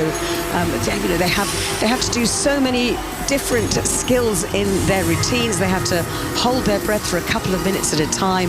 They have to have the explosive power to propel themselves out of the water when keep in perfect synchronization as well. So they're just underway now, Kate and Izzy, and come back to me in a couple of minutes and I'll give you the scores.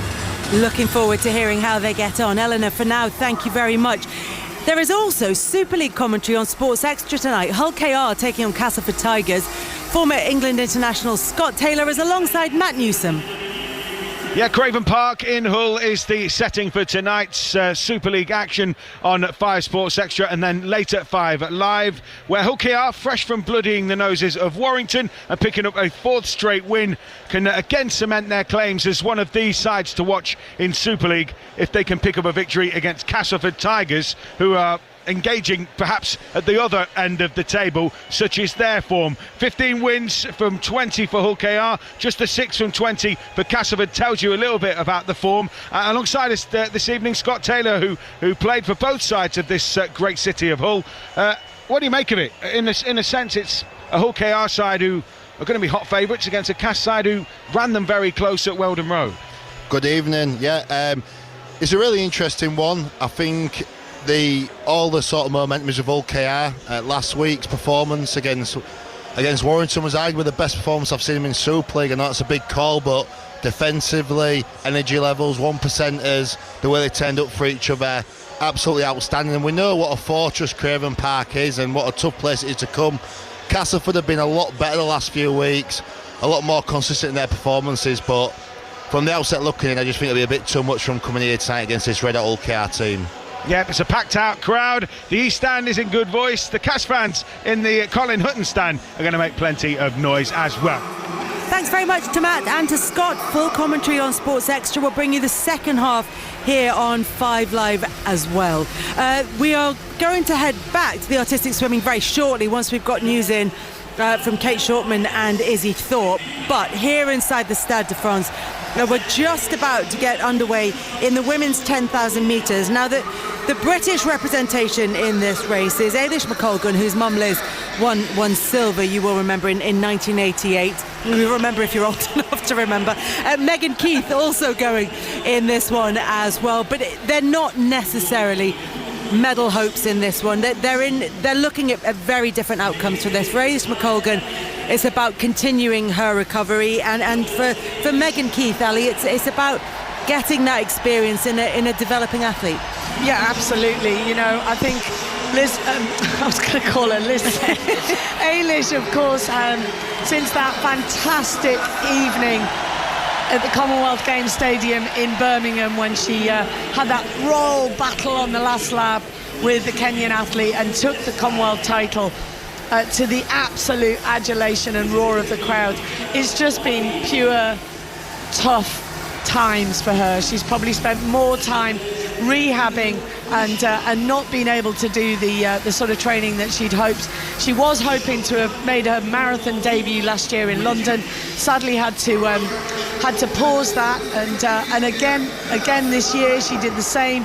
So I think the fact that she's actually been able to get herself here to the start line is just testament to her character, her guts, her desire, and her, just her love of the sport. So yep, she's had to change the plans, but Megan Keith is at the other end of her career, her track career. So before Eilish moves onto the roads, Megan Keith is looking to just get the most out of her first Olympic experience. She's had an awesome year this year, going fourth on the all-time list behind the likes of Eilish McColgan, who took the British record away from Paula Radcliffe in 2023, and Jessica Judd. But Megan Keith ran an awesome race in America early this year, where she got the qualifying here. It was in the San Juan event, the 10 it's known as in America, earlier on the season. She managed to qualify and then went and cemented her qualification by doing 9 to the 10K. So it's great to see her on her Olympic debut. But I guess up front we're going to be seeing this Kenya-Ethiopian battle that we're so used to. And Kenya, although this event only came in 1988, which was the year that Liz took her silver medal, Kenya still haven't won this title, and that really does hurt. The defending champion and probably everyone's favourite, Sifan Hassan, and when I say favourite, just we all absolutely love her. I mean, who comes here and tries to do the 5,000, 10,000 and the marathon in 2 days' time? Sifan. They're brought to the line. Women's 10,000 metre final.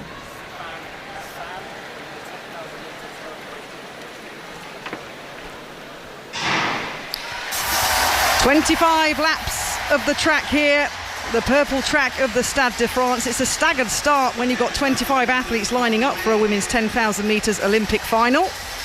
And 9 of those 25 athletes have contested other events here in Paris, as Alison was saying. And down the back straight they go for the first time. Beatrice Chebet has already won 5,000 metre gold here, the Kenyan. And they're all bunched together down the back straight.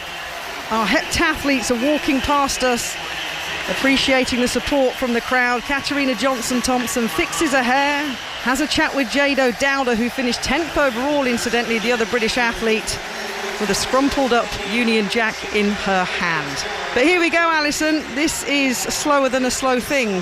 I think it's the race walk. Wow. Are we sure it's the 10,000 metres? This is absolutely pedestrian, and all this is telling you is no one wants to put any sort of injection of pace. No one wants to be the pacemaker here.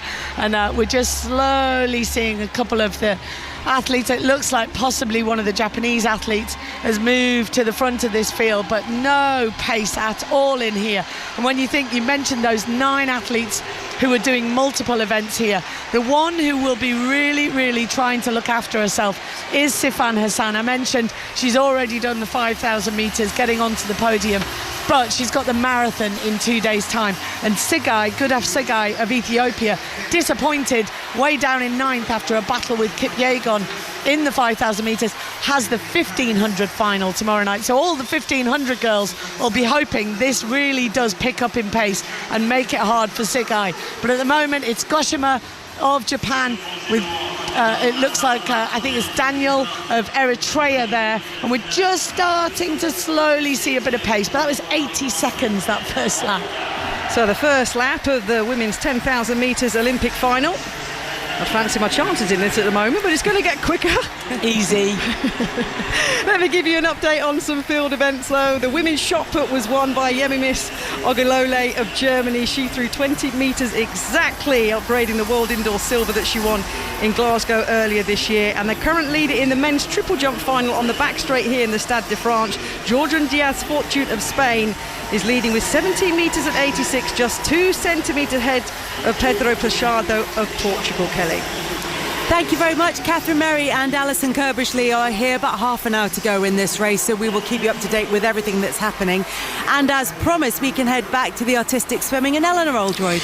Yes, Kate Shortman and Izzy Thorpe of Great Britain are currently lying in third place with the final pair to go, the Chinese pair in the pool at the moment. And I think they looked a little bit disappointed with the marks, Kelly. 264.0282, which is made up of their difficulty score, which is on the high side, but they didn't have any deductions from that, and then 165.5282 for their elements, and 98.500 for their artistic impressions. So they're waiting now to see the results from the Chinese pair who have just finished their routine. It is interesting actually that Kate and Izzy talk about themselves. You know, we mentioned the fact that they've known each other since they were very young. They talk about each other as being like sisters, like best friends. The two pairs above them at the moment are twins. So Anna Maria and Raini Marina Alexandri of Austria in first place, and Breccia and Nortje de Brouwer of the Netherlands in second place. They are both twins, and the Chinese pair that we've just seen as well are twins, Wang Liuyi and Wang Chanqi. So they go to the top, the Chinese, as expected. Absolutely beautiful routine, and you can see how totally in sync they were, and really fantastic on the artistic side as well. So that brings to an end today's competition in the artistic swimming with the British swimmers Kate and Izzy in fourth place at the moment. They'll do the free routine tomorrow. I'm a bit doubtful whether that will put them into the medal position, Kelly, because you know they got silver for the technical routine and bronze for the free routine in the World Championships, but things can go wrong above them, and as we were saying before, things can change a lot because the judging has varied, or it's become is a different system from how it used to be. So the difficulty values have to be submitted in advance by the coaches, and if the swimmers don't perform any of the elements in the way that they have been set out in advance, they lose a lot of points as a result of that. So all to play for tomorrow evening in the technical routine, but Kate Shortman and Izzy Thorpe currently in fourth place after the technical routine. Thank you very much, Ellie, and Eleanor Oldroyd will keep us across everything that happens tomorrow. She said things have changed in terms of the scoring and making it a little bit more complicated, but you don't need to worry because Ellie is across all of it. Tonight here in the Stade de France, it was silver in the heptathlon for Katarina Johnson-Thompson, the first ever Olympic medal for her. Silver for the women's 4x100 metres relay team, bronze for the men's 4x100, and a national record for Amber Anning. We'll be back at the Stade de France after the BBC News with Jill Mackenzie. The voice of the UK. This is BBC Radio 5 Live. A plane has crashed in the Brazilian state of Sao Paulo, killing all 62 people on board. The twin-engine turboprop Vopas plane was flying from Cascavel in the south to the main airport in Sao Paulo City when it came down. It's not known what caused the crash. People have been sentenced across the UK today in connection with violent riots last week. 2 men have become the first to be jailed for using social media to encourage people to join the violence. In Belfast tonight, far-right demonstrators tried to confront an anti-racism protest but were stopped by police. The BBC has asked its former presenter, Hugh Edwards, to pay back the salary he earned after he was arrested for possessing indecent images of children. He was paid more than £200,000 between November last year and when he resigned in April. He pleaded guilty last month. And Banksy's confirmed a new artwork in London is his. It's the 5th new piece this week.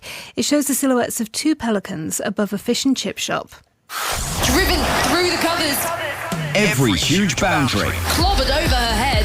Away to the boundary for 4. Every huge 6. Fielder underneath it, can only watch it go over his head.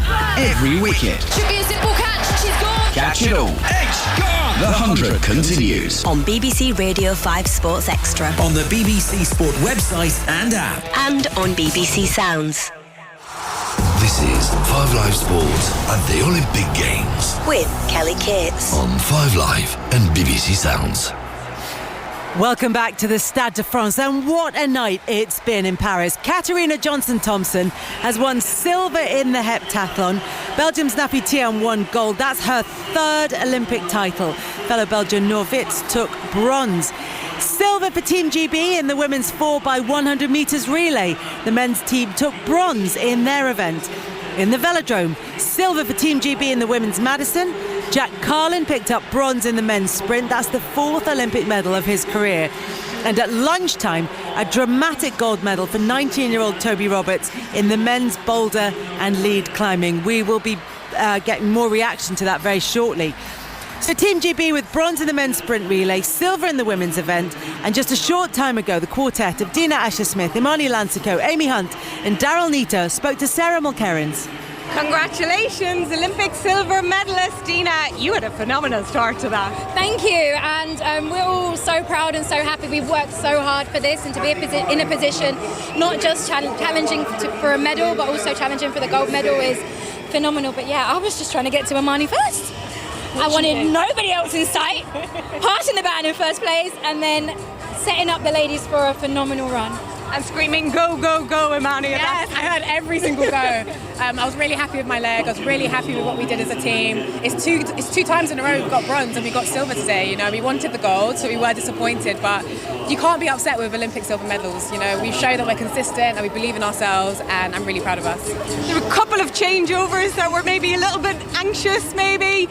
You know, the crowd here, the fact that it had rained, you know, talk us through those last couple of ones. There was so much chaos going on, but we are so well drilled as a team, and that's our biggest strength. Is we're skilled, we're smart ladies, and we made sure we got it in, and that was our merit today. So I'm really proud of these ladies. Absolutely. And Daryl, then you just pushed for home. I did. I was not going to let these ladies down. When I received the baton from Amy, it was just go, go, go. And for us to be leaving here with a silver medal at the Olympic Games, we're going on the podium, we're representing Team GB in Great Britain, and we're just so proud.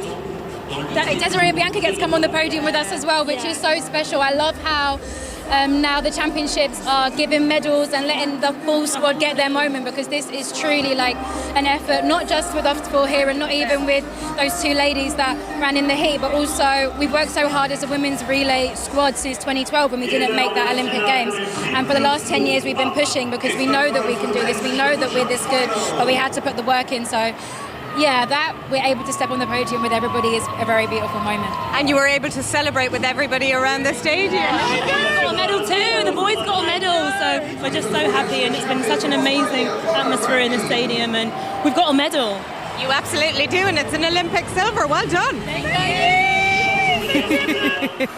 Good to hear from the women's 4x100 metre relay team.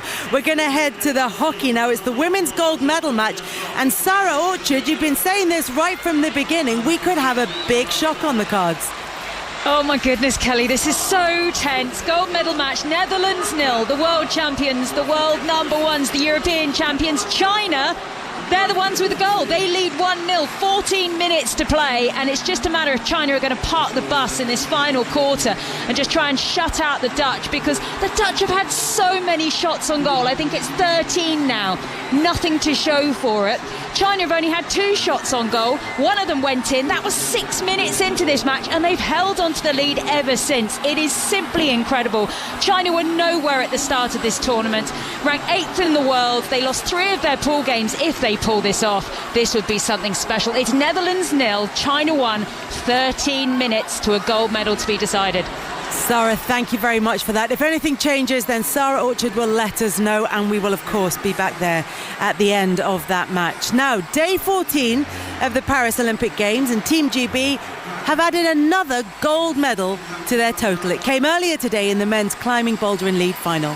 But Sarato and Raku of Japan, the 17-year-old, is looking very, very calm, cool and collected here as he's reached the top of the wall, but he's fallen there, and I think it's going to be too little, too late for Sarato and Raku. I think that is going to be a gold medal for Toby Roberts. Great Britain have their first ever sports climbing Olympic medal, and Toby Roberts, he can't believe it. He was expecting, I think, what we all thought, that Sarato and Raku, who'd looked so comfortable in this final, was going to take the gold medal. But it's Toby Roberts of Great Britain with climbing gold, an Olympic medal, Great Britain's first ever climbing Olympic medal, and it's for 19-year-old Toby Roberts. He watched the Olympic climbing make its debut in Tokyo 3 years ago. He said he got hooked then, and 3 years on, Not only has he competed and represented Great Britain, he's won a gold. Toby Roberts of Great Britain, the gold medalist in the men's climbing final. So a brilliant moment for 19-year-old Toby Roberts from Surrey. And joining us now, Team GB's first ever sport climber, Shauna Coxey, who competed at Tokyo. Shauna, it was an incredible moment. I know you got quite emotional watching Toby. Just tell me what was behind all of that. Honestly, seeing how much Toby's put into this, how much it's meant to him and his whole family. You know, these athletes don't go out there and win medals just off the couch. They work so very hard, and Toby is someone who works harder than anyone and arguably deserved that medal today. And what a battle it was between him and Serato and Raku. And on paper, everyone kind of expected Toby not to have the biggest shot at goal, because Serato, he did just look on a different level. But Toby and Serato have this beautiful bromance going on, and they're both really respectful of each other, and there's no doubt that Toby deserved to be stood in that top spot today, that's for sure. Yeah, even though he looked more surprised than pretty much anyone else when the gold medal went his way. But look, although he's only 19, he started climbing at 3 years old. Just tell us a bit about his backstory. You know, climbing really is a sport for everybody, and I urge everyone to try it. And I honestly believe that he has so much passion and so much love, and that is what drives him, and he wants to climb absolutely everything that's put in front of him. He lowered down off every single climb that he didn't top, and he was just staring up at the wall looking at what he did wrong to not make it, and he just wanted to go up and be like, Toby, you've done so amazingly well, don't worry about the climbing, just celebrate, enjoy this moment. And like you said, he was in sheer disbelief, and I hope it's starting to sink in, because what he's done for our sport, what he's done for our nation it's unthinkable. It's so very impressive. And the other thing as well is that, you know, athletes are always asked after they win a medal, they're given no time for it to sink in, and always asked, what are you going to do next? But we know he'll be back because he's called the Terminator. It seems a little unfair, doesn't it, to jump straight into the what's next question. I mean, Toby, he's probably already thinking about what's next, knowing him pretty well, but he, I think, will be really enjoying this moment. I did shed a tear commentating for Discovery today. You know, it was such an emotional moment. My face was a mess, I had makeup all over the place, but I think for Toby to do this at his first ever games, it's only going to add fuel to the fire. That guy, he has a desire and a belief and determination stronger than anyone I've ever known in this sport. Why is he called the Terminator? Well, go watch the event and you'll know why. He just gets into a different gear that I think most people can't even access on the wall. He just sounds absolutely incredible, and it was an amazing performance and a well-deserved gold medal for 19-year-old Toby Roberts from Surrey. Thank you so much for joining us. Really good to talk to you. Thank you so much, Shauna. Thank you for having me. Thank you very much to Shauna Coxey, competed at Tokyo, and bringing us up to date there on everything that happened earlier on, because it was an incredible win for Toby Roberts. Already today, inside the Stade de France, we've had 2 silver medals and a bronze medal. It was silver for Katarina Johnson-Thompson. We're going to continue to bring you reaction to that one. And we're silver in the women's 4x100 metres, bronze in the men's 4x100 metres. And the EFL is underway tonight. There's been a goal at Deepdale. And the Blades have made the breakthrough. A deflected effort from Ollie Arblaster from the edge of the area, which left the keeper stranded. They start the season with a 2-point deduction, but they could wipe that out tonight. 14 minutes gone, Preston 0, Sheffield United 1. We'll keep you across everything that's happening in the EFL this evening. In the meantime, we can hear from Olympic silver medalist Katarina Johnson-Thompson with Sarah Mulkerrins. Kat, emotions all over your face. Finally, you have an Olympic medal. Yeah, it's I can't even describe the words that this weekend has taken. I'm just so relieved. I'm so happy. I'm so happy that I've got an Olympic medal to add to my collection. It was the only one that I didn't have. It's been so hard getting back to this point. So I'm just so relieved. You're a real testament to resilience and to never giving up. Yeah, thank you so much. I don't know what to say. I really don't know what to say. I'm a bit overwhelmed at the minute. Talk us through the 800 then. Let's take it back to the action on the track. What were your thoughts then ahead of it, and what did you want to try and achieve? In the lead up to this Games, all I've been saying is that's what I want. I didn't want, obviously I wanted the medal, but I just wanted to have a chance when I turned the line at the start of the 800, and that's what I had. You know, it was a very far off chance. It was 8-second chance, but that's what this sport is. That's what heptathlon is, getting to that point and then seeing who's got it at the end. And I can't really complain. You know, Nafi ran a PB. Nafi's one of the, if not the greatest of all time, and I'm so blessed to be sort of having these big rivalries with one of the greatest of all time. And I got a personal best myself, so that's literally all I can ask for out of myself. And every time, Kat, in each of the events, you were pulling out really important jumps or scores, times. You know, that must be so satisfying. Yeah, I wanted to compete. I wanted to be able to respond. I knew coming into the champs that I was in good shape, physically, mentally, emotionally. But like Rome scared me a little bit with the injury and not being able to respond when I really needed it. And today I've proven to myself and that I can have that competitive energy and those third time jumps, third time throws, third time clearances. So yeah, I'm just so happy with how everything went. I've got no complaints.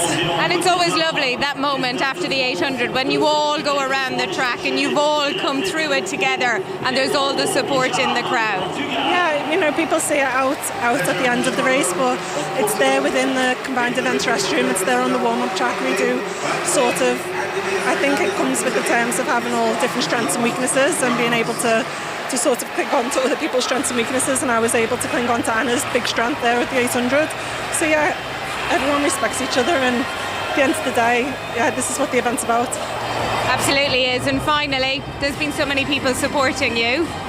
How do you think you're all going to celebrate over the next few days? I'm scared because I don't want to be put on the spot to name the amount of names that have helped me get to this point right now, but you know, they all know they are. It's been a huge team effort and I wouldn't have been able to make it through the last 2 seasons without them. You know, it's taken a village, and yeah, I think we've got a big my boyfriend's he's had a restaurant planned in mind, and I think he's done a big group meal, and one of the restaurant owners just called me over and was like, that's my restaurant, I'll see you tomorrow. So I was like, I'm in for a big feed. Oh, excellent stuff. Well done. Delighted to see you get that Olympic medal. Thank you very much. Yeah, if anyone's earned a big night out, it is Katarina Johnson-Thompson, silver medalist at these Olympics. We'll be talking about her in just a second. It was 1-0 to China in the women's gold medal in the hockey. It would be a huge shock if they were to beat the Netherlands. There's been another goal.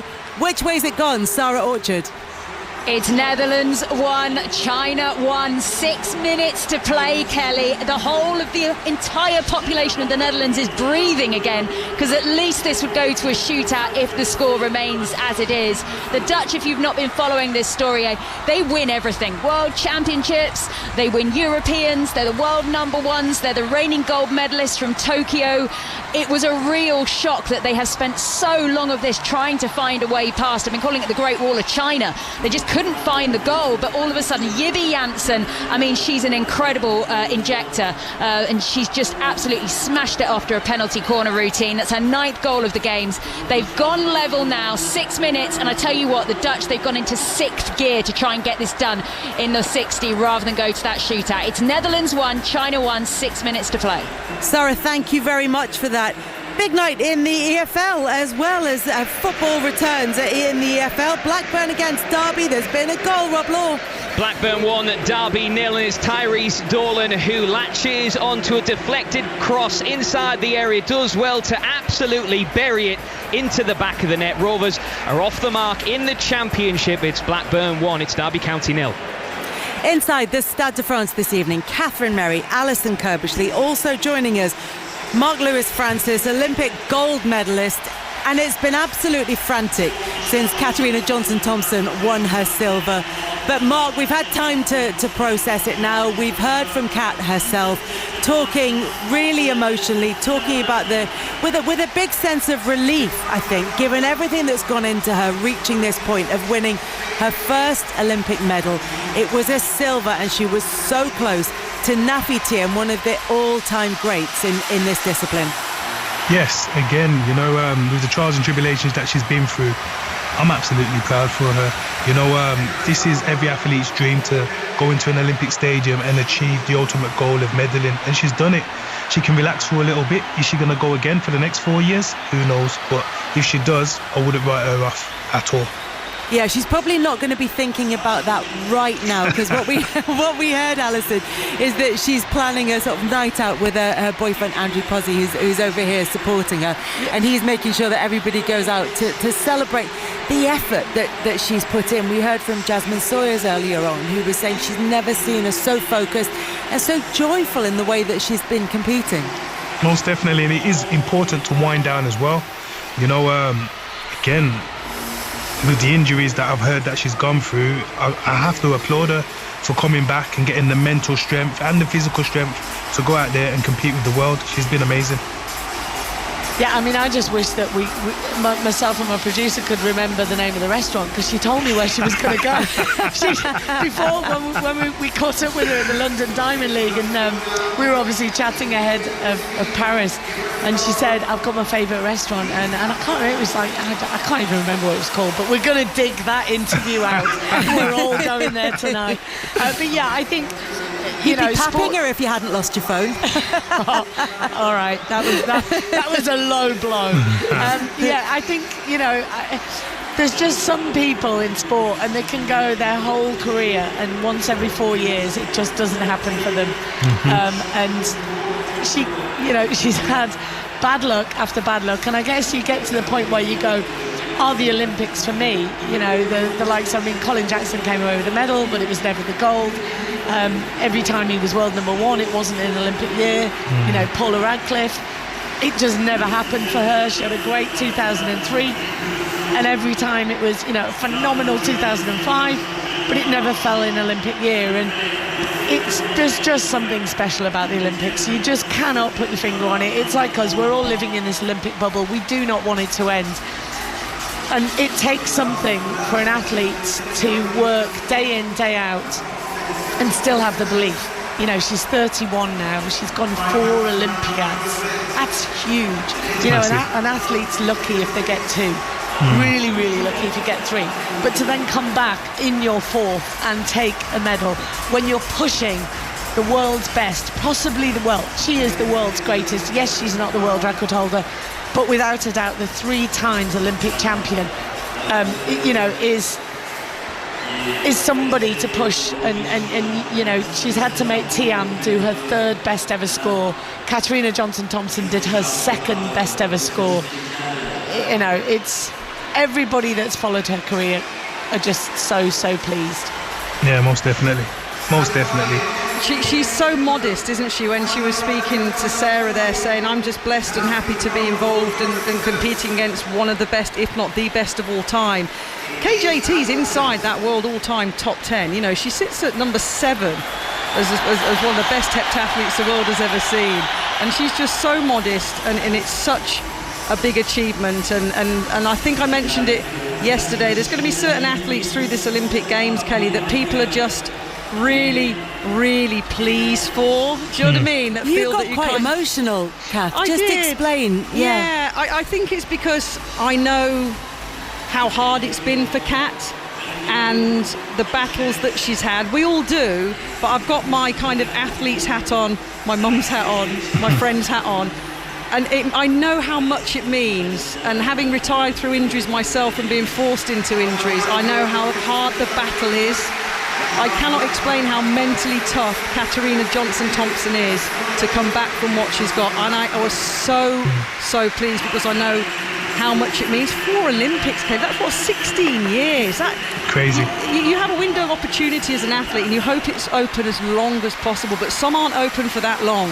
But no, it just means so much to her. And I think Sorry, no, Mark, I was just going to say, you know, as well, widening outside of heptathlon, she's the only British athlete to have ever won world titles at under 18 level, at junior, under 20 level, and at senior level. So not only are we talking about 4 Olympic Games, at 16 years of Olympic Games, take her all the way back to being a world champion when she was under 18.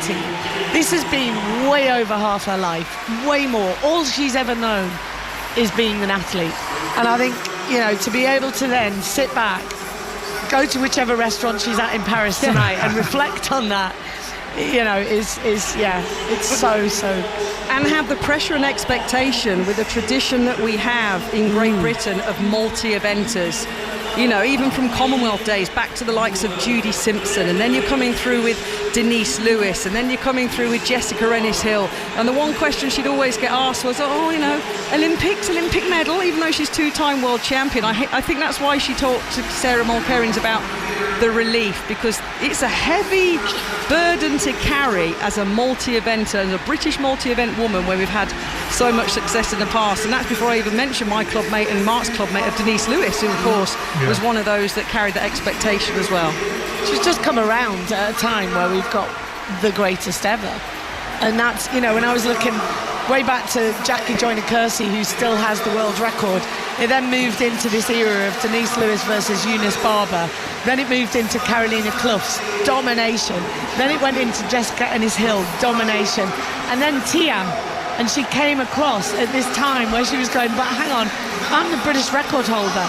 I'm better than Jessica Ennis-Hill. I'm better than Denise Lewis.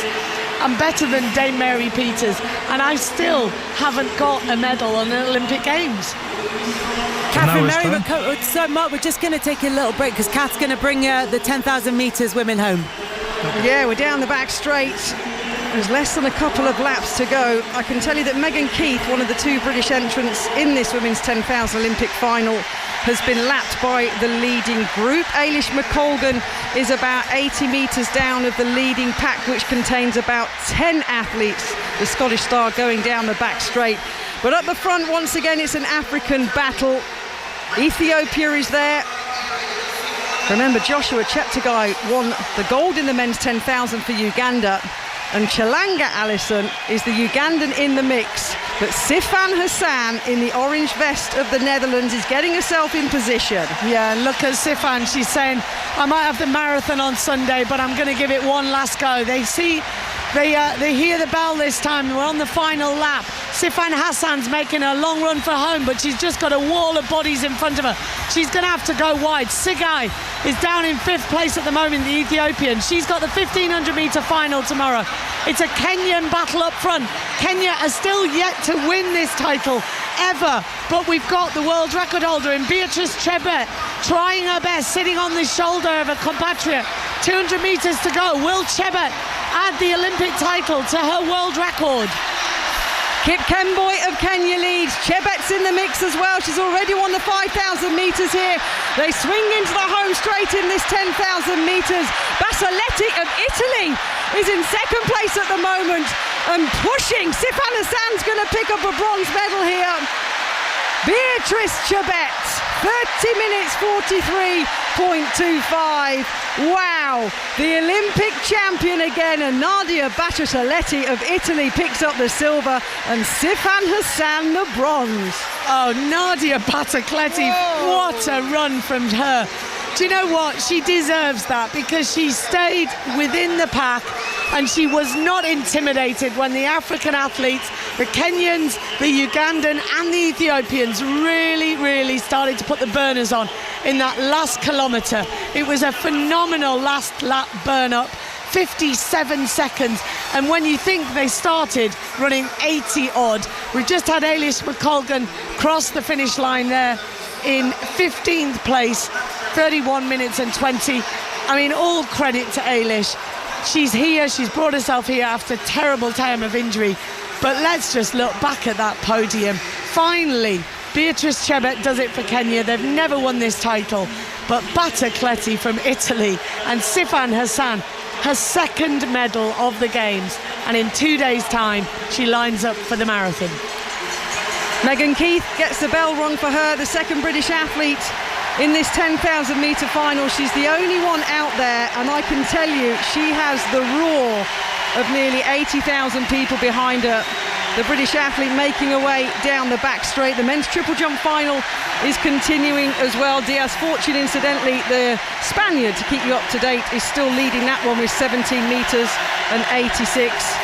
Wow, but listen to the cheers for those that have completed the 10,000 metres, Alison, and for Megan Keith, the sole runner still out there in this 10,000 metre final. Those that are able are standing as she hits the 200 metre point to go. Yeah, and you know what? Megan Keith deserves for everyone to stand up, because this is hard. This is really, really hard. And she could have given up, and she didn't. She got here, and she's clearly not at her best. She's had such a phenomenal year, has Megan Keith. To be able to get here, this is her first real serious senior level competition. Her first British best ever. And listen to the roar. Everyone standing on their feet, bringing Megan Keith home. 50 metres to go. She's rocking and rolling. She's drifted into lane number 2. But the Stade de France and all nations flags are waving. People are cheering, and she gets a huge roar. And you know what? She's just given the biggest smile that I think I've seen she's ever give when she crosses the line there. And Eilish McColgan straight away has gone over and given her hugs. Yeah, I mean, she's so emotional. I mean, she's absolutely empty. She can hardly stand up. Eilish is holding her up. She's desperate to sit down. She just looks like she's absolutely exhausted. You know what? Well done, Megan Keith. Right, let's head to the hockey. Sarah Orchard was telling us earlier on, despite 13 shots for the Netherlands compared to 3 for China, it ended all square. And we go again, Sarah, to try and find a gold medal winning team. Yeah, we're into a shootout here in the hockey, Kelly, and I can't believe this. This is the 4th medal match I've watched in the hockey, and this is the 3rd time it's had to be decided by a shootout. The Dutch men last night, when they took gold, it was a shootout against the Germans. Argentina earlier to take the bronze medal for the women, they had to go to a shootout to beat Belgium, and here we are again. Netherlands against China. I mean, Netherlands, they have won 4 gold medals in their time.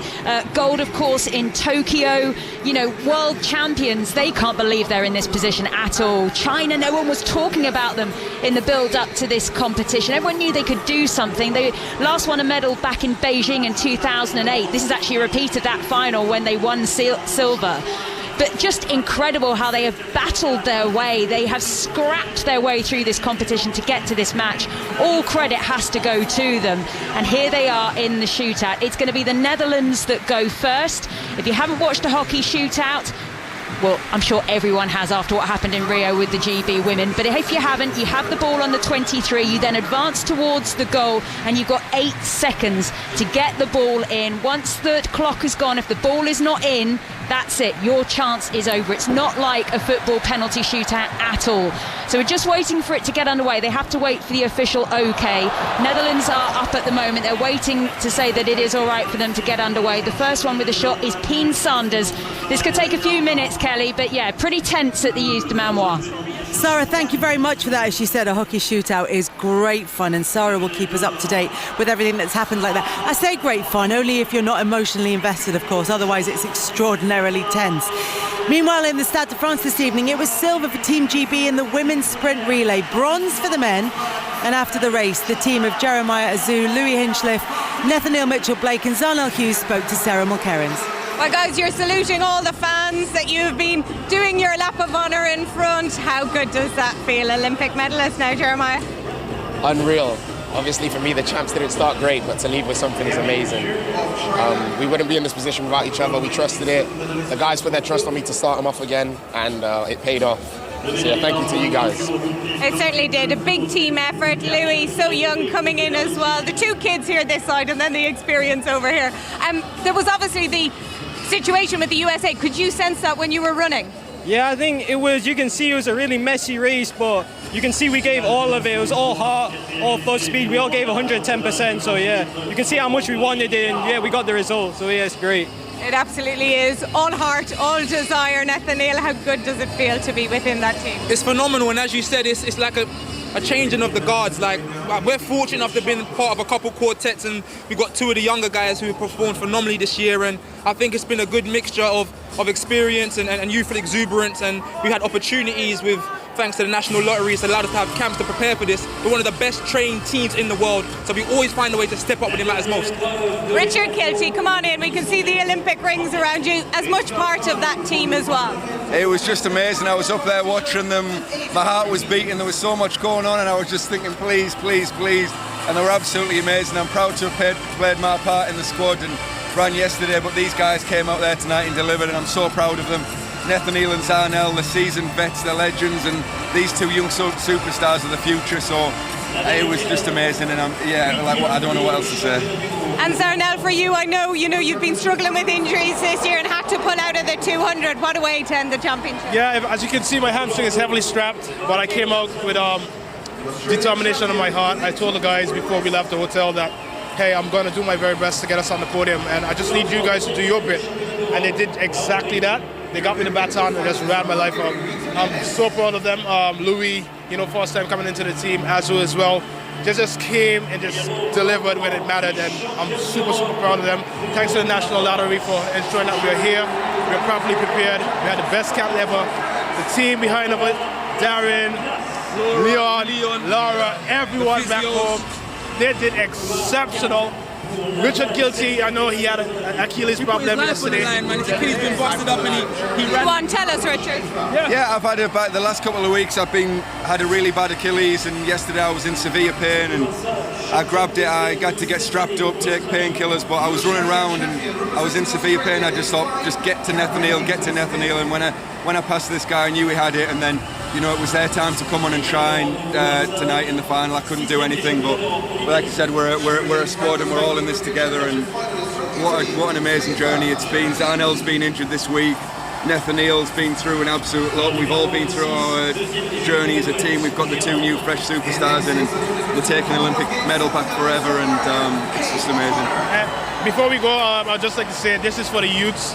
We've inspired you. I always wanted to inspire before I expire, and this is the moment. We came out here on a big pinnacle, which is the Olympics, and we wanted to deliver. So I hope this has inspired on many youths back home. And just know whatever you put your mind to, you can also achieve it. And I'm super proud of you guys.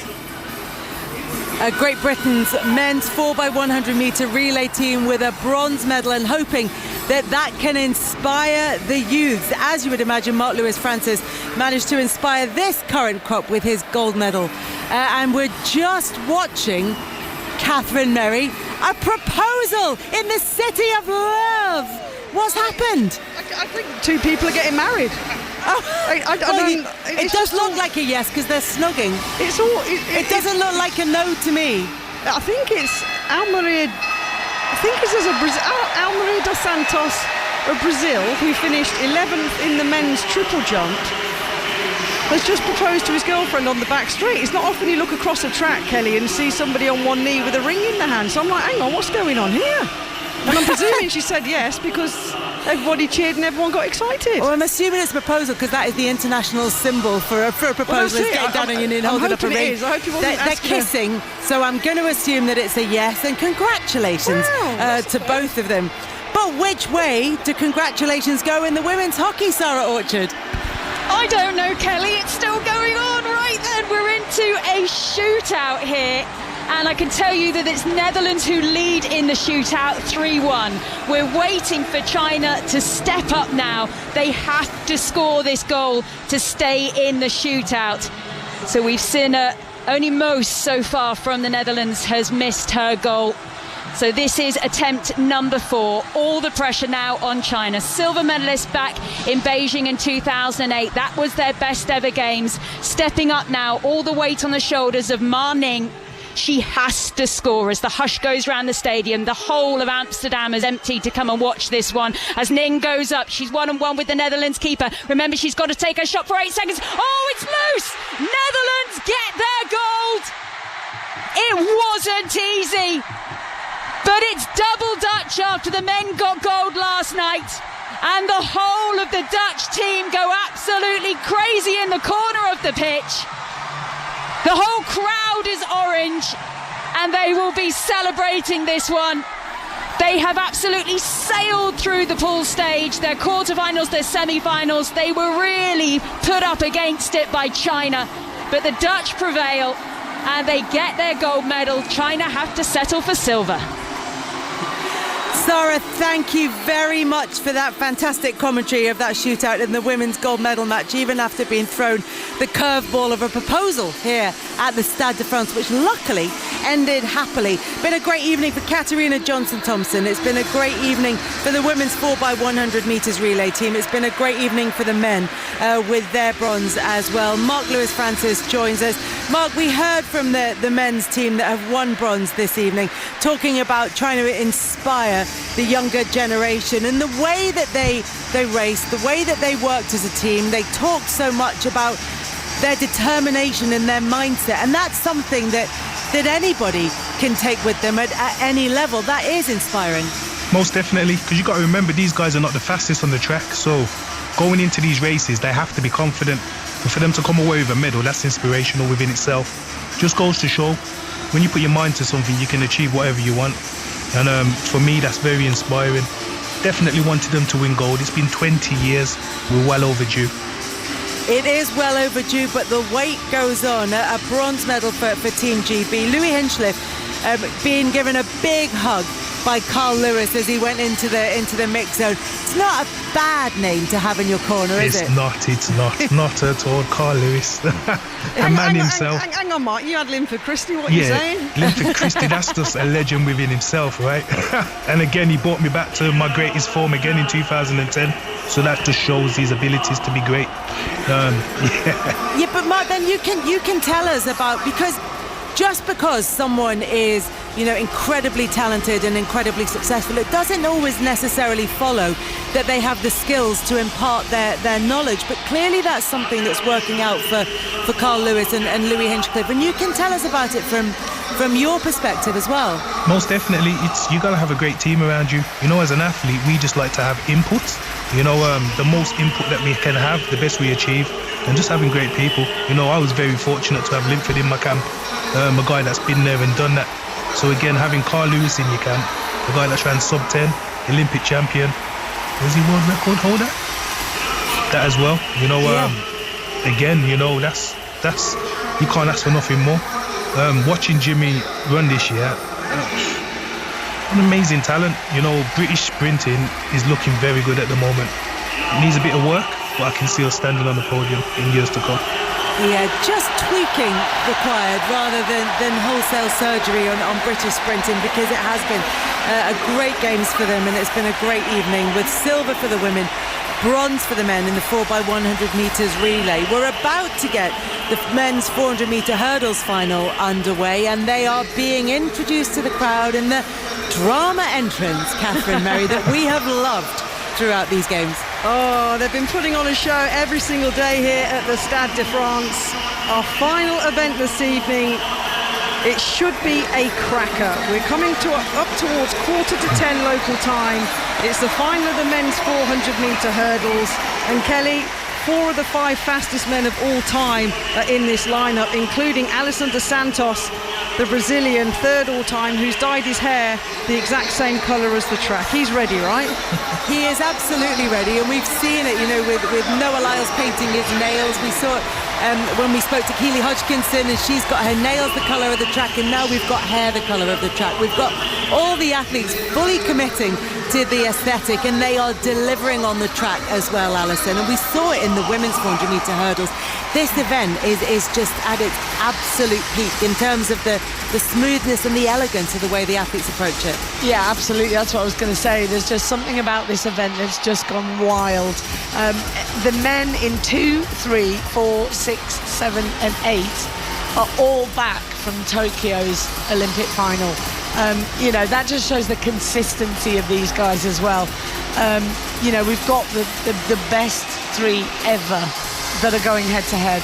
Carsten Bornheim's had his struggles through injury and coming back, and he ain't going to relinquish that title, not easily anyway. And to see him, I think my heart is with the man in lane 3, but I think unfortunately he's the tallest man and he's got the tightest lane draw. So I think the medals are going to come from the outside. But there is a Frenchman in here as well, which will keep the crowd here. Not that they need any excuse to leave, but this is going to be fantastic. The final of the men's 400 metre hurdles. Samba of Qatar goes in 2. Dos Santos, the third fastest man of all time, bronze medalist in Tokyo, goes in 3. Maggie of Estonia, 7th in the Tokyo final, goes in 4. Ducos of France in 5, the surprise package in this final. McMaster from the British Virgin Islands goes in 6. Karsten Warholm of Norway, the defending champion, the world record holder, goes in 7. Rai Benjamin from the United States, he took silver in Tokyo, the second fastest man of all time, goes in 8. And Rashawn Clark of Jamaica, the youngest in this final, goes in 9. 8 world records have been set at the Olympics. The world record was set when Karsten Warholm won in Tokyo 3 years ago. The 3 fastest men in history go head-to-head again in the final of the men's 400-metre hurdles.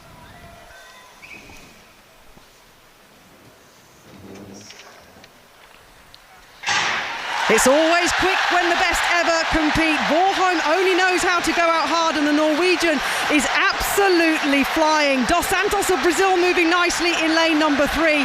Down the back straight though, Karsten Warholm, the defending champion, the Norwegian Viking, potentially leading just at 200 metres. But Alison Dos Santos from Brazil, the bronze medalist in Tokyo, is moving along. Warholm leads. Rai Benjamin in lane number 8 has now put his foot down. The American is going to lead into the home straight. Rai Benjamin leads 1 metre ahead of Karsten Warholm. Dos Santos in a bronze medal position. Rai Benjamin takes the final barrier. He stutters, but gold is going to go to America. Silver's going to go to Karsten Warholm. Rai Benjamin is the Olympic champion. 46.47 seconds, just outside his season's best. He won silver in Tokyo behind Karsten Warholm, and when it matters, he's taken the gold. Karsten Warholm punches the track in frustration. It's silver for the world record holder in 47.06, and Alison Dos Santos of Brazil ran a brilliant race to take the bronze in 47.26 seconds. The exact same 3 medalists as Tokyo 3 years ago, but this time it's a different order, and Rai Benjamin is the king. And just like we saw with Keely Hodgkinson in the 800 metres, she turned silver into gold. Well, this man deserves it, because he's come along at the time where we're seeing the greatest 400 hurdlers ever. And Karsten Warholm has prevented him every time from getting the big G, getting onto the podium. And what a sportsman Karsten Warholm is. We knew we loved him, but we love him even more now. He wanders over to the Jamaican Rashawn Clark, who's in a heap as he clattered the final and 10th hurdle, and he never made it to the finish line. And he's about 10 metres, and Karsten's just gone over to just check he's all right. What a race that was. That was phenomenal. I swear I will never get bored ever of sport and track and field. Of course I won't, but when you get the privilege and honour to see the greatest that have ever been go head to head, it was amazing. And as Alison said, Rai Benjamin from the USA deserved that one. Karsten Warholm has lost to Rai Benjamin and Alison Dos Santos this season. There was a chink in the Norwegians' armour in 2024. Rai Benjamin put his foot down with 3 hurdles to go and just went away. I've never seen Karsten Warholm so messy. It was an amazing race, and it's just kind of fitting again, Alison, isn't it? The 3 fastest men of all time get the medals at the Olympic Games. Medal on the track for the USA, another gold medal for USA. Is it? I hadn't noticed. Oh wow. I mean, do you know what? They are, before we even started the evening session, they'd already surpassed the amount of golds that they'd had in Tokyo. They were on, I think, 9 golds this morning. They're now on 10. Well, that'll be 11, because that one won't have been added in yet.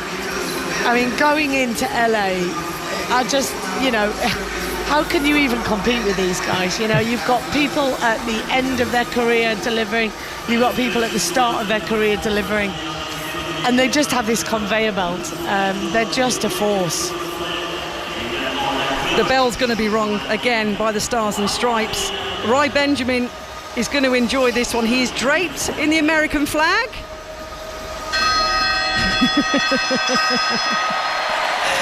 Rai Benjamin is the men's 400-metre hurdle Olympic champion. Absolutely outstanding. Can I say his coaches are Quincy Watts and Joanna Hayes? They're 2 Olympic champions as well. So what a team, and very, very well deserved. It has been incredibly well deserved, and what a games it's been for the USA, particularly on the track. Let's check in with Mark Lewis Francis and get your thoughts on that final and the way that went, Mark, the way that it was run, as Catherine was just saying. To see the best in the world go head to head has just been incredible. Absolutely. What a race. You know, I was rooting for the Brazilian. I don't know why, but I definitely was. You know, but again, the 400-metre hurdles is probably one of the hardest sprint track races on the track. You know, and to see times like that and performances like that, absolutely amazing. It was absolutely incredible, and it is another gold medal on the track for Team USA. Rai Benjamin with gold, Karsten Warholm with silver, and Alison Dos Santos with bronze in the men's 4x400 metres hurdles. Let's head to Deepdale for half-time in the match between Preston and Sheffield United. Ross Heaton. Preston 0, Sheffield United 1. The Blades, who start the season with a 2-point deduction, needed just 12 minutes to find the net. Ollie Arblaster with a left footer which took a massive deflection, leaving Woodman wrong-footed. Despite heavy pressure, North End stayed in it and should have levelled through Rees, who wasted 2 decent opportunities, but roared on by a 4,000 travelling crowd. The visitors have threatened to extend rather than surrender their lead. At the break, Preston 0, Sheffield United 1.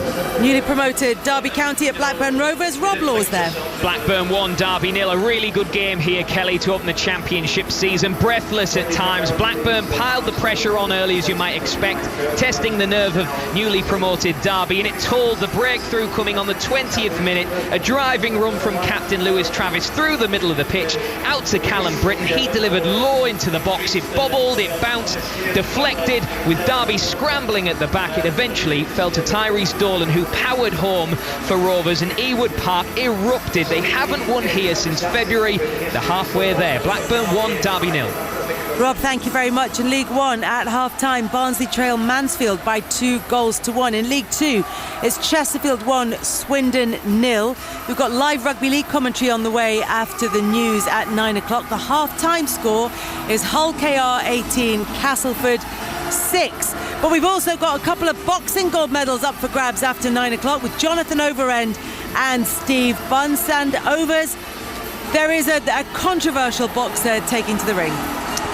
Well, it's Imani Khalif's gold medal bout tonight in the women's 66-kilogram division, Kelly. A boxer who has had to contend with an awful lot during her Olympic experience, but here she is with the chance to fight for gold, and she fights Yang Liu of China around about 9:50 your time back home tonight. As you can hear, the action well underway with the gold medal bouts that we've already got on tonight. But Steve, it's the culmination really of Khalif's journey, which has been tumultuous.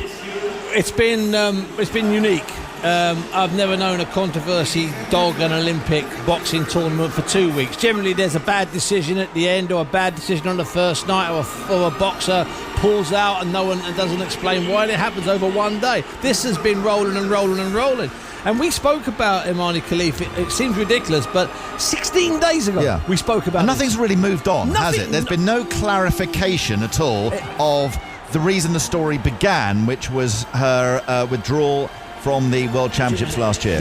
Now, not only is the story not moved on, not only is there no clarity, which is something that both Thomas Bach of the IOC and Sebastian Coe, who keeps his eye across all things, has talked about a demand and a need for clarity.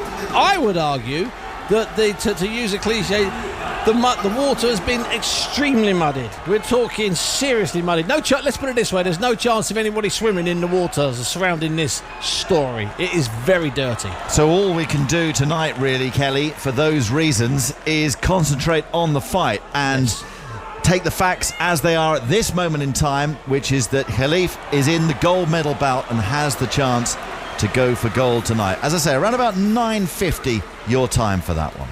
And then before that, it's the men's heavyweight, the men's 92 kilogram final. Well, he used to be a super heavyweight, Mulanjanov. He used to be a big super heavyweight, but the problem is, Kelly, imagine this, okay? You're the most exceptional 16.5 stone heavyweight in the world. But guess what? Your neighbour in your same town and in your same squad, he just happens to be 2 stone heavier and the best in the world. So you've got to lose 2 stone. You've got to drop down. You'd be the Olympic champion at super heavyweight, but you've got to come down because there's a massive geezer called the Big Uzbek. That's his name. Jalilov officially changed his name. When he fights in America as a professional, he's just called the Big Uzbek, to keep it simple, because there's someone below him who's not quite such a big Uzbek called Mulanjanov, who's going to be also fighting later on. I'm not sitting here in front of 15,000 people and talking to you and inventing things, Kelly. I'm giving you the stone cold card facts. It's as simple as that. So that's an Uzbek in the super heavyweight final tomorrow night. An Uzbek, a slightly smaller, but not by much, Uzbek in the heavyweight final tonight. So I don't know what that makes Asakuja Murinkayev, who has won light middleweight gold, and again from Uzbekistan, Steve. It's their second gold medal in the boxing ring so far, with a couple of chances still to come. They're taking over, aren't they? They're going to win 5 medals in the boxing, and there are 7 weights. But the Chinese, now this is a coup that we did. We took our eyes off. There are 6 different women's weights, and the Chinese are guaranteed a medal in all 6 of the weights. And in fact, Imani Khalif tonight is fighting a Chinese woman. And by the way, let me just tell you this little line. I was talking to Carl Frampton yesterday, and he said, Bonsi, he believes, Carl Frampton, that this 15,000 seat arena is the loudest indoor arena for boxing that he has ever been at, and he has been at some super fights. Well, you described it as the best 15,000 indoor arena that you'd ever witnessed, Steve, and I have to say it's been a brilliant venue for these boxing championship matches, and fair play to all the fighters as well who've come out into this hothouse atmosphere, having boxed in the preliminaries up near the airport in a 2,000 warehouse. Now this is something else for them. I mean, it's a lifetime experience, and certainly for all these fighters contesting the gold medal matches, although I have to say there's obviously some sort of ticket,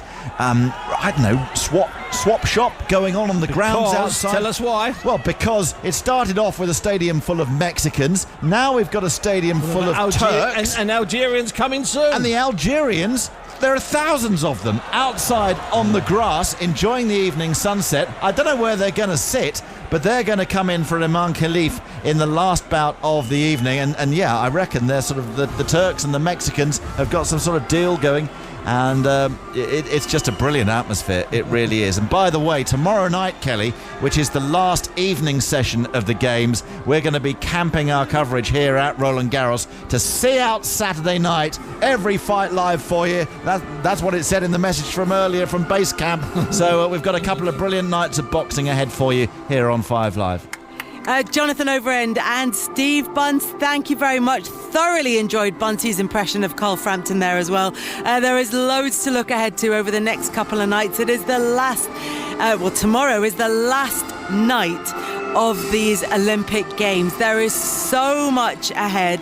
At the Stade de France, we're going to have the men's high jump final, the men's 800 metres final, the women's javelin final, the women's 100 metres hurdles final, the men's 5,000 metres final, the women's 1,500 metres final, the men's 4x400 metre relay final, and the women's 4x400 metre relay final, all of which we will bring you, as well as getting the boxing in with Every Fight Live with Steve Bunce and Jonathan Overend, and the rest of the live sport that's going to be taking place tomorrow evening. So it is going to be busy on Saturday night, but it's already been eventful this Friday evening, and it's been success for Team GB. Katarina Johnson-Thompson with a silver in the heptathlon. The women's 4x100 metre relays team with a silver. The men's team with a bronze. It was a national record, even though it was a 5th place finish for Amber Anning in the 400 metres. It's been an incredible evening. Alison Kirbishley, from tonight, what's the memory that you will take away with you? KJT finally getting onto an Olympic podium.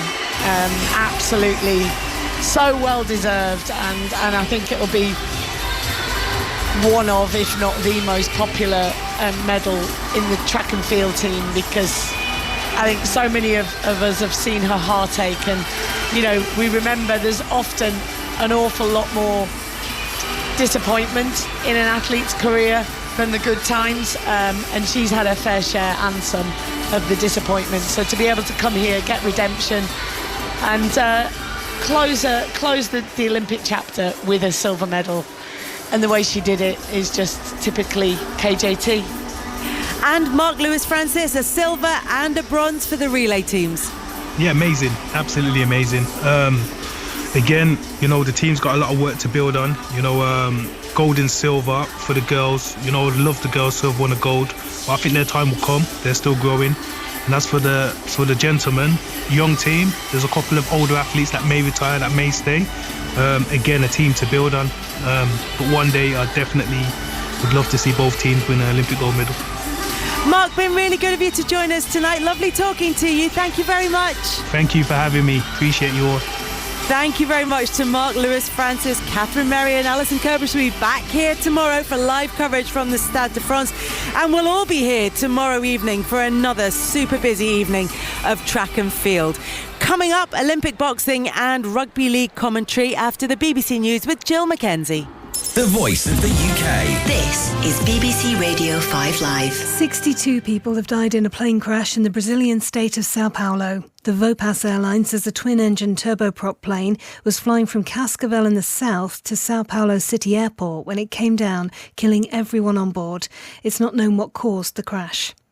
The first prison sentences have been handed down to social media users who admitted stirring up racial hatred and encouraging attacks linked to the recent violent disorder. Meanwhile, the King has thanked the emergency services for their commitment to keeping communities safe over the past week. The BBC has asked Hugh Edwards to return more than £200,000 he was paid while he was suspended. He was arrested last November for possessing indecent images of children, but still took his salary until he resigned from the corporation in April. The former newsreader pleaded guilty last month. And the Vienna Tourist Boards invited everyone who had a ticket to the cancelled Taylor Swift concerts to visit art exhibitions and museums for free. The gigs were called off after officials discovered an alleged terror attack plot. On BBC iPlayer. We're all going on a summer holiday. 4 celebrities and their loved ones travel from the Amazon to the Andes. This is something that we will never forget. But with no flights, no phones and no bank cards, this is no holiday. Summer holiday. Kelly Brook. Oh, this is going to be brutal. Scott Mills. One more day like this will break us. Collar Bikini. I wouldn't even call it a race anymore, it's a test. And Jeff Brazier are stepping up to the challenge. We're walking in the middle of nowhere. Celebrity Race Across the World starts next Wednesday on BBC iPlayer. The Olympic Games, Paris 2024. On 5 Live and BBC Sounds. So welcome to listeners on 5 Live. We will be focusing on the Olympics throughout tonight and of course the EFL, the start of the championship season tonight on 5 Live. But here the main focus for us is Super League, Rugby League's elite Northern Hemisphere competition. Hull KR against Castleford, a Rovers side who are really staking their claim as one of the big boys to watch in the Super League in 2024, and they're up against the Castleford side toiling at the wrong end of the table. And at half-time it was 18-6. Former England prop Scott Taylor alongside me, Matt Newsom, for this one. And Scott, well, we saw a really good start from Castleford, but we just saw it all equally as that ball is allowed to bounce and just about regathered by Hull KR here, and they are right into the flow. Here goes Niall Level, steps the fullback, and Tex Hoy makes a great cover tackle. Wow, well, what an inspiring start. As I was going to say, it was that Castleford started really well, and Hull KR just showed us why they are one of the best teams with their reply, and we just saw why they're one of the best teams there. Hull KR definitely started this half better than we saw the first half. That's probably something Willie Peters has spoken about in the changing room. Yeah, first half, not a great start by Hull KR, found themselves down 6 after 5 minutes, but the class and quality of Hull KR told us they come out on top at the end of that first half, as we see a pretty dangerous tackle go in there on Peter Rico. Yeah, and somebody's turned the lights on in this press box as well, which is lovely because it means I can see everything I'd written down in the prelude to this game, which was completely useless. So that's a good start, isn't it, here on 5 Live Sport. As I say, we'll keep you abreast of the other sporting action throughout the night, but the main focus is here at Craven Park in Hull, the east of Hull, where the red and white Robins are bobbing nicely at the moment. Just a delay after the penalty was called, Scott. I'm guessing the video referee's taking a look. This is what the delay will be about. The referee will be waiting for some guidance. It wasn't a pretty looking tackle. I'd be pretty shocked if I don't see a yellow card in this sort of scenario. They're really against these tip tackles and dropping them on the shoulder/head, and luckily Hiku, it didn't land on his head, but it didn't look pretty, and I'd be shocked if we don't get 10 minutes here. So just waiting Liam Rush before reaching for the pocket. And there is a Simbading, and I believe Nixon Putt is making his way to the sideline, and that is him for 10. Was it Sylvester Namo, that one? No, it was Nixon Putt. Right, first time, and he had a lively first half. He put himself about a little too vividly that time, and suddenly OKR are inside the 10 and showing some real promise as Luckley's carry. Menchella turns it back now to Dean Hadley, and they are 10 metres out still, left of the posts. OKR unleashing as Menchella, the ball-playing, aggressive back rower, grinds away at that Castleford defensive line. Parcell, short ball for Hadley. Celebrated his 32nd birthday in midweek, and he probably had a big slice of cake as well because he played immensely last weekend. Last tackle though here, as OKR find themselves a couple of metres out from the Castleford line. Tyrone May swings one way, darts back towards the line, and then Sylvester Mamo got his body in the way and turns OKR back, and it's a turnover ball. 3 minutes of the second half gone. OKR 18, Castleford 6. Not a great set there by OKR. Obviously they've started the second half a lot better. They've got the extra man now on the field, and they didn't test them at all that set with the ball, which really surprised me. Parcell hit 3 or 4 leads close line to the big guys, and there was a lot of space out wide. So OKR will be happy with the fact that they've not made an error and they've turned the ball over in the right position in the field, but I feel like they could have capitalised and got over the trial in there if they would have just looked to offload the ball a bit wider. Joe Westerman stands at the play. The ball is Kane Robb, who's a diminutive figure. He walks away from that particular ruck, holding his limbs. I don't know if he's done an elbow here or something. He's certainly... Shoulder, yeah. Yeah, he's in some agony, isn't he? Looks in a lot of pain. So Sam Luckley pleading his ignorance. Dean Hadley there as well, two of the more intimidating looking players. They've got that kind of nightclub bouncer look about the pair of them, haven't they? Phil and Grant Mitchell. Phil and Grant Mitchell, yeah. It's a vivid description. No, it's obviously just sort of slowed off. It's been a bit of a sloppy start to the second half, like as in not really any momentum started, running 3.5 minutes in, a couple of stoppages in play, and looks like a bit of an injury here for the young hooker. Hopefully he's not too bad, and I don't think anything looked too serious in the tackle from what I could see. So elsewhere in Super League tonight, Catalan 14-8 up the last time 14-10 up, sorry, the last time we heard against Huddersfield. Here 18-6, Kane Robb just being nursed with a little bit of treatment here on 5 Live Sport. Looks like his night's over. He's sort of putting his arm in that sling, maybe a dislocation. It really didn't look good, but he sort of give Castleford the time to sort of recharge. Now as Liam Horn comes back on the field, who had a good half, and KR started that second half with a real buzz with that break, and maybe this just gives a chance to Cass to regroup, especially down to 12 men. Yeah, Liam Horn, who's we were saying in the build-up to this, he's what you would call a hitman, isn't he? He's a genuine bend his back and smashy kind of guy. Daniel Highmarsh with the cart up. As Mills out the back, it goes to Miller. Oh, they got that one wrong. Castleford, the ball struck a hand and bounced to the ground. So a big night of sport. We'll keep you abreast of the championship action and the big final, the 66 kilogram women's boxing final, which goes off at 21:51.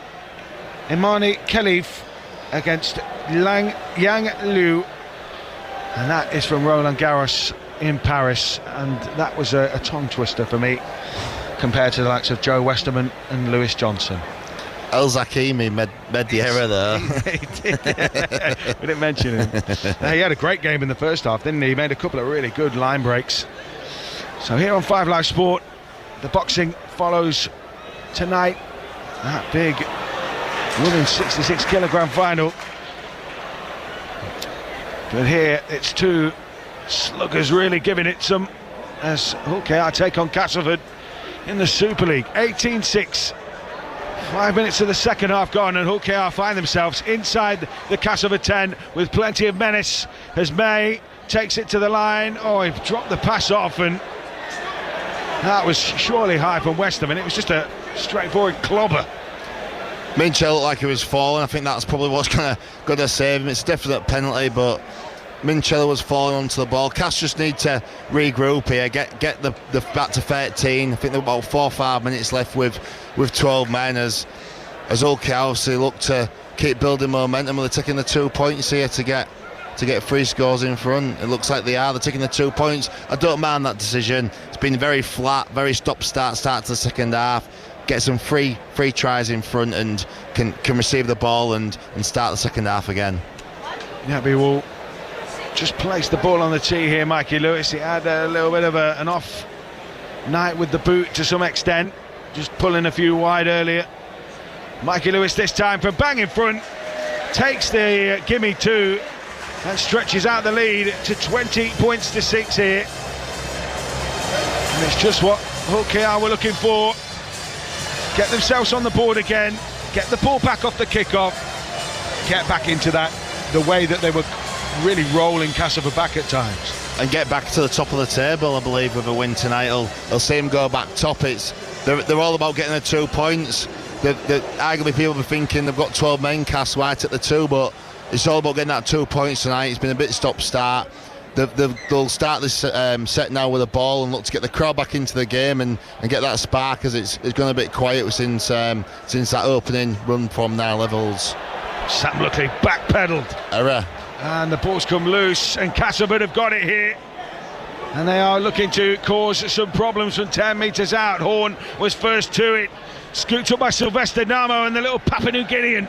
He's in all his brawn to try to scatter some of those Rovers defenders. Out with Miller on this left side, who has got twinkling toes. But they have wrapped him up here. We'll go to a goal in the football in just a moment. We are right on the Hull KR goal line here. Westerman turns it back into Sylvester Namo again. Castleford Tigers just 5 metres away. Horn waits at the play of the ball. Westerman may be winding up here. Westerman goes short, this time to High Marsh. Hull KR being made to work here. They are right on the goal line as Liam Horn is poised, spins it back to Westerman. Now Miller down this left side. Another chance for him to have a bite at the line. The ball goes down. It's a turnover ball. There has been a goal in the game between Preston and Sheffield United, Ross Eaton. And the Blades have doubled their lead in outrageous fashion. Gustavo Harmer with an amazing lob over the keeper from 25 yards out. The visitors started the season with a 2-point deduction, but they're well on course to wipe that out now. 56 minutes gone, Preston 0, Sheffield United 2. So back in the Championship and back on the winning trail, it would seem, as Sheffield United lead Preston. We'll keep you abreast of that. We'll keep you also up to date with action from Blackburn against Derby. Meanwhile, Hull KR ripping a big hole in that Castleford defence. And again, it's Mikey Lewis who provides it with a little lung-busting run. He's been told to go back and play that ball off the mark. We also have that boxing final coming up at just after 10-10 tonight. Imani Khalif against Yang Liu. Meanwhile, Hull KR 20 points to 6 in front and in possession, just inside their own half. Castleford holding down, concede the set restart, so Hull KR get another set of 6 here, and they are inside the Castleford half. Michael Lewis was unlucky not to get the restart. I feel like a play earlier, ref told him to replay the ball, but straight away they shift it to the right hand side, Hull KR again, and Peter Iku, the threat that he is with the ball, earns a penalty and makes Cass have to defend up again, which I think Cass are really struggling at the minute with the 12 men and the impact KR are having with the ball. Joe Burgess waits at the play of the ball. Hiku almost tempting Liam Rush into another set restart there as he was held in the tackle. Minchella, sliding move here from the Robbins. Tanginoa came onto that line like a train, rumbling back towards the middle and then arcing back out. But Castleford just about got bodies in the frame that time to stop him. Minchella again is the linchpin. He directs the traffic into Lewis. Short ball for Batchelor. Another big second rowers stomp forward from Hull KR, and they are on that Castleford line. They can almost reach out and touch that ball down. Parcell will play it. Back to the 10 with Minchella. Out the back this time to May. Now to Lewis. Threaded kick. Lewis gathers himself and is stopped just short. Castleford putting bodies in the frame, somehow scrambling to stop Hull KR from stretching out the lead again. Scott Taylor. You've got to applaud Castor scrambling, defending. They've done that very well all night, and they've been unlucky to probably be so far behind on the scoreline. And they're down to 12. They're scrambling. Brilliant attacking set by Hull KR, and the brilliance of Michael Lewis with an outstanding kick nearly paid off. As we see now, KR relinquishing a sin bin for back chat by Minchella. Yes. It was a penalty given to Cass on the first play. Then there was a bit of back chat there from Minchella. The referee marched 10 minutes more back chat. He is the captain. He should probably know better. Yeah, he's normally keeps his cool, doesn't he, when it's getting a little bit feisty. Matt Parcell comes off, so does Jesse Suasu Su.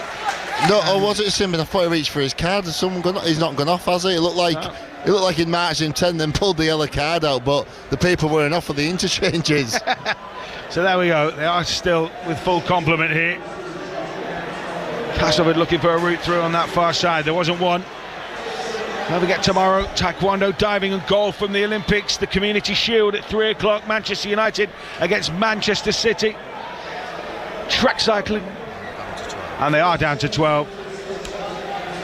I think it must be Sue. I'm guessing it's Sue, because Sue ran off. Sue's got the sin bin. Obviously, Parcell saw him running off, but that's for Lytton. And yeah, Sue got the sin bin. It was just Minchella as captain talking, asking why. Elio Zackham looking to raid down that right-hand side. As I said, he did that in the first half. Got a couple of line breaks to his name, but he was halted that time. Milnes, they'll come back through the middle with the heavy artillery. Now away to this left-hand side. Here comes Innes Senior, close to that try line. We'll be with the action from Blackburn Derby in just a moment, as the ball spun now into Miller. Miller to Westerman, back now, hacking away at this defensive line with George Hill. This is the last. Westerman plays it on to Milnes, and he is locked up brilliantly by Mikey Lewis. Great defence from Hull KR. They lead 20 points to 6. Blackburn against Derby in the Championship. Rob Law. And it's still Blackburn 1, Derby 0, just over an hour gone. Derby almost scoring direct from a corner right in front of a travelling crowd of almost 4,000. Nathaniel Mendez-Lang, pivotal in their promotion from League One, curled it from towards the front of the post, almost caught Ainsley Pears out. He scrambled to save, then blocked to follow up. Somehow it stayed out. It's still Blackburn 1, Derby 0. Yeah, another side back in the Championship this season in the shape of Derby. And they aren't quite enjoying the same return to the second tier as Sheffield United. We'll keep you across those games. Likewise, the Olympic boxing, that final just after 10-10 tonight. Imani Khalif against Yang Liu. Meanwhile here, 27 minutes left. Hull KR 20, Castleford 6. Lytton, who's just come on, rips a big hole. Minchella's got support from Mikey Lewis, and he's chased down. Brilliant defence from Castleford, but Castleford are still on the rack here. Minchella finds May. Ball spin out to this right-hand side for Petter Hiku. Lifts a little pass. Tried the Hollywood ball out the back for Burgess, and it went to ground. Scott Taylor. Massive chance blown. It's just really not needed that. I actually think they've gone the wrong side. The break down the middle from Jez Lytton, the fresh legs at 9. Obviously going against the fatigue Castleford forwards. He gets tackled with a ball. Michael Lewis in the middle of the field. For me, they've got to go left. They've got players on the left-hand side. They go right. They still have the extra man there. But Peter Hickle tries the special, the old-school sort of Matt Gidley flick out the right-hand side of his hand, and it's a poor pass which Bears had no chance of grabbing. So Artur Romano has extended Catalan lead at Huddersfield. 18 points to 10. Try from Artur Romano there. Castleford struggling to break out of the moorings of their own 20 at the moment. Such is the vigour being shown by Hull KR, but they're going to go on the outside now with Elio Zakum up to the 30. Those purple and teal shirts looking for a route through, not too much being offered up by a watertight Rovers defence so far. They're going to blast their way through. Oh, it's lovely show and go from Rowan Milnes as they're up beyond halfway, but they will be the last tackle. Liam Horn trying to find somebody who can deal with it.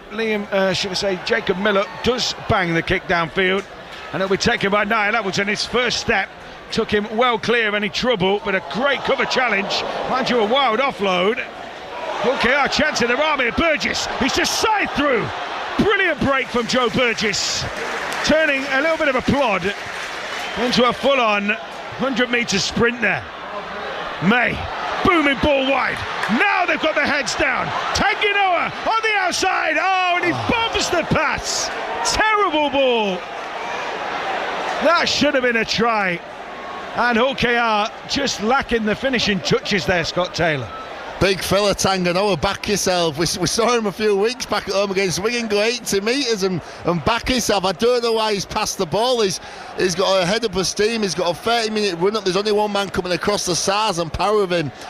I understand the pass on the inside. It's a poor pass, but I don't understand why Tanganoa just hadn't took the ball and finished it himself. I think he just goes in quite comfortably the way Texoy's coming across. His look for the pass. He's trying to be unselfish and send his teammate over, but if he could have that back again, I think he'd be keeping it himself, and it would have took some stopping from there.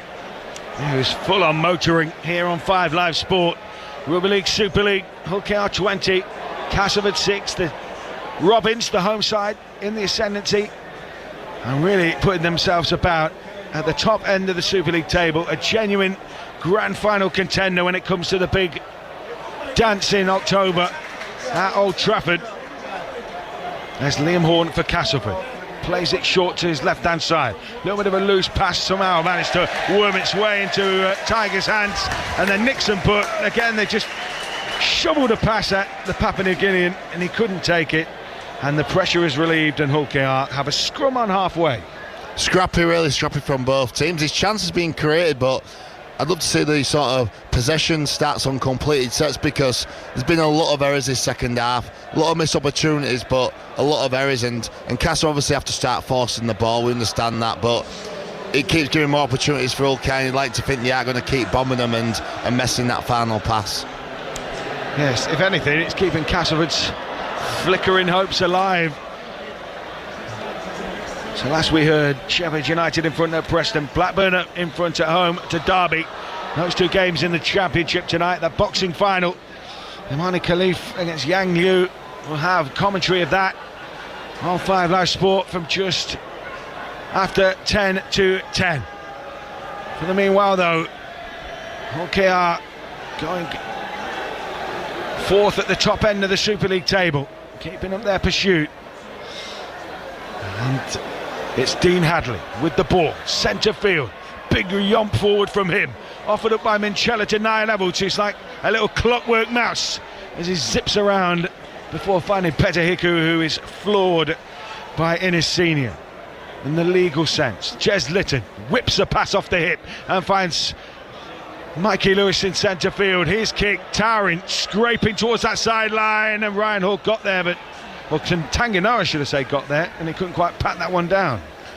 Great kick by Michael Lewis. He's putting some good box kicks tonight, and look for the tap back there, okay, and the Cass player's waiting and presents itself to him. I think Cass need to sort of create something now in the next few minutes. They haven't really had much field position. They've had a lot of errors.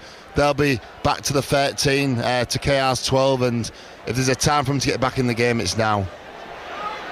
So Mellor, who scored early in the game for Castleford, tackle here in centre field. Out on this left-hand side, there's been a goal at Ewood Park. Blackburn Derby, Rob Law. Blackburn 1, Derby County 1. Their first goal in the Championship, and it's from centre-back Curtis Nelson, who roars highest to meet the cross of Nathaniel Mendez-Lang at the back post, right in front of the travelling Derby County army. Almost 4,000 of them celebrating in the aisles. It's 1-1.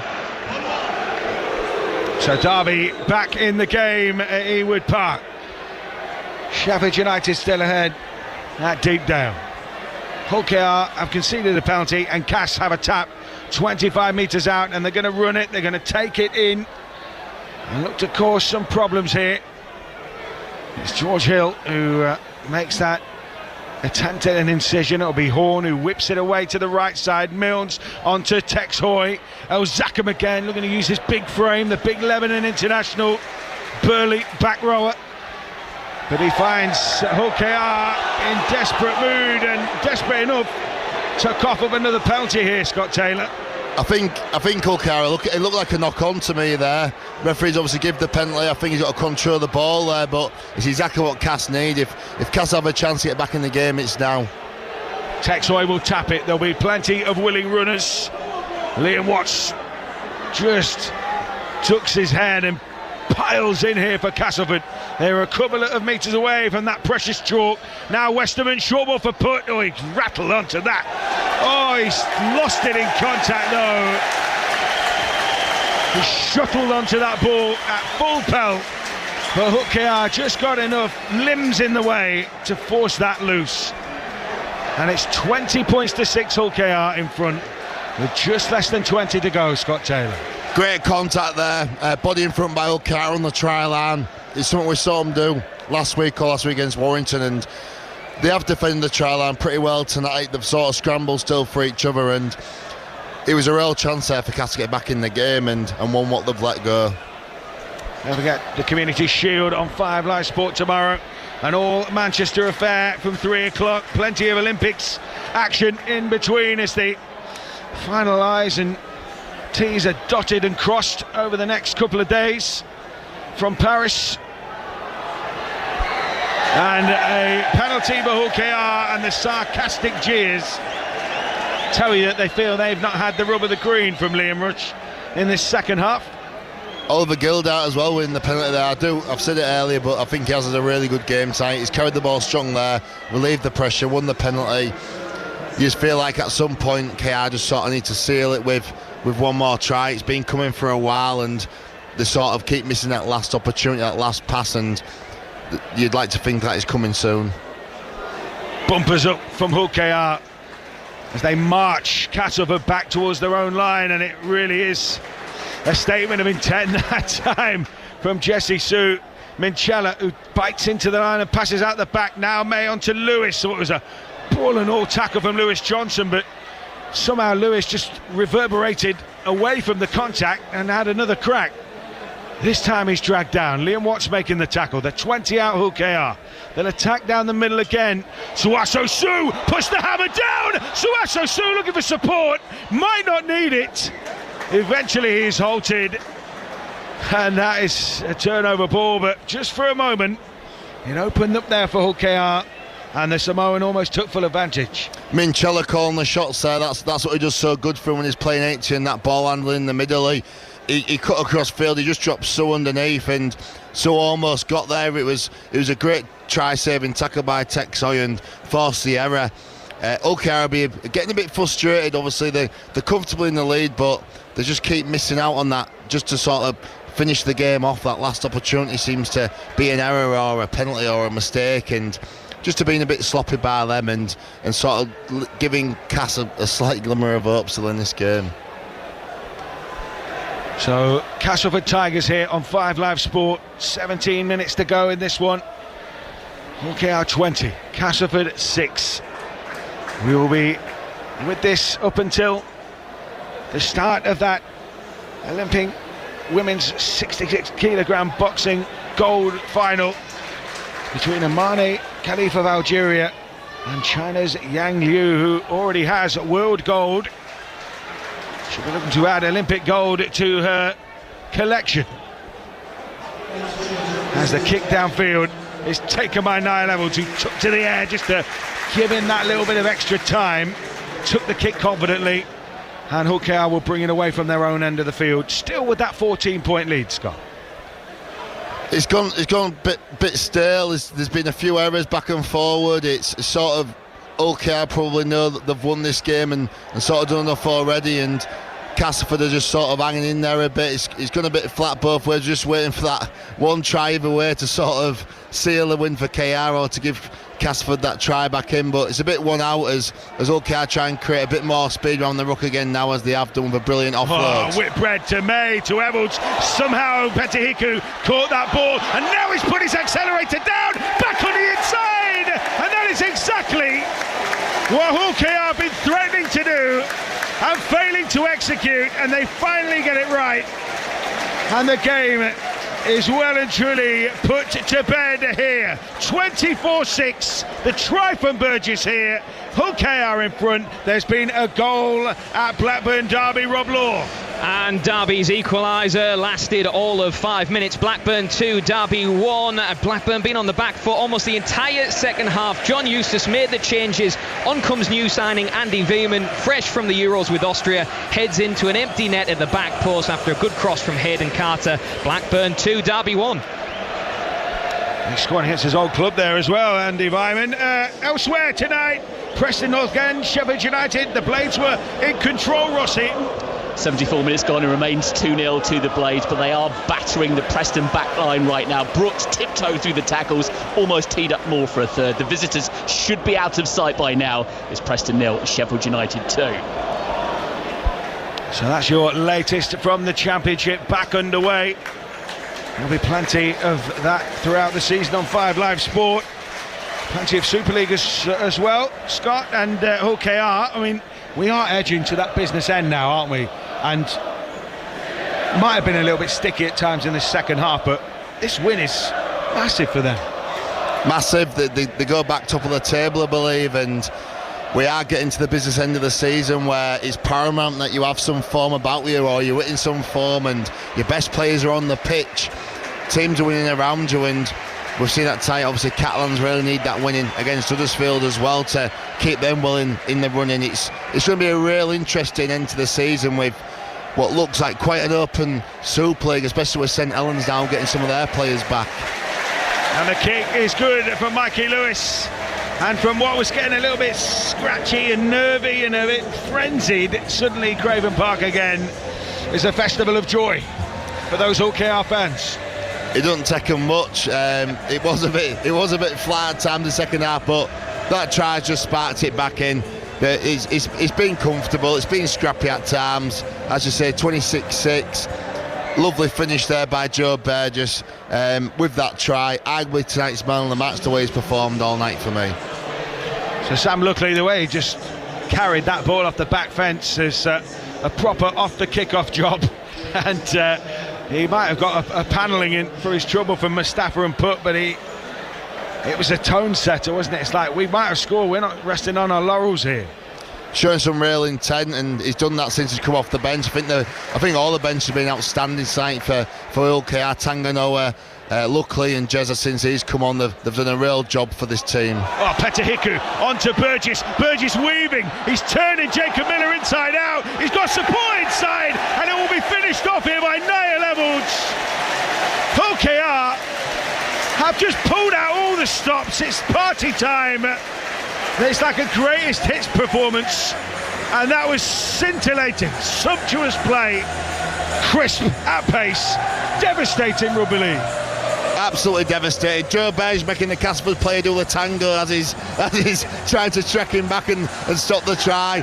He's had a brilliant game tonight, Joe Burgess. He comes off on that right edge, off Peter Ickle like a bullet. He's got speed to burn, and like all good fullbacks do, especially what Niall Evalds does best, is supporting back on the inside. It's just what OKR can do. It's what this team can do with OKR this year.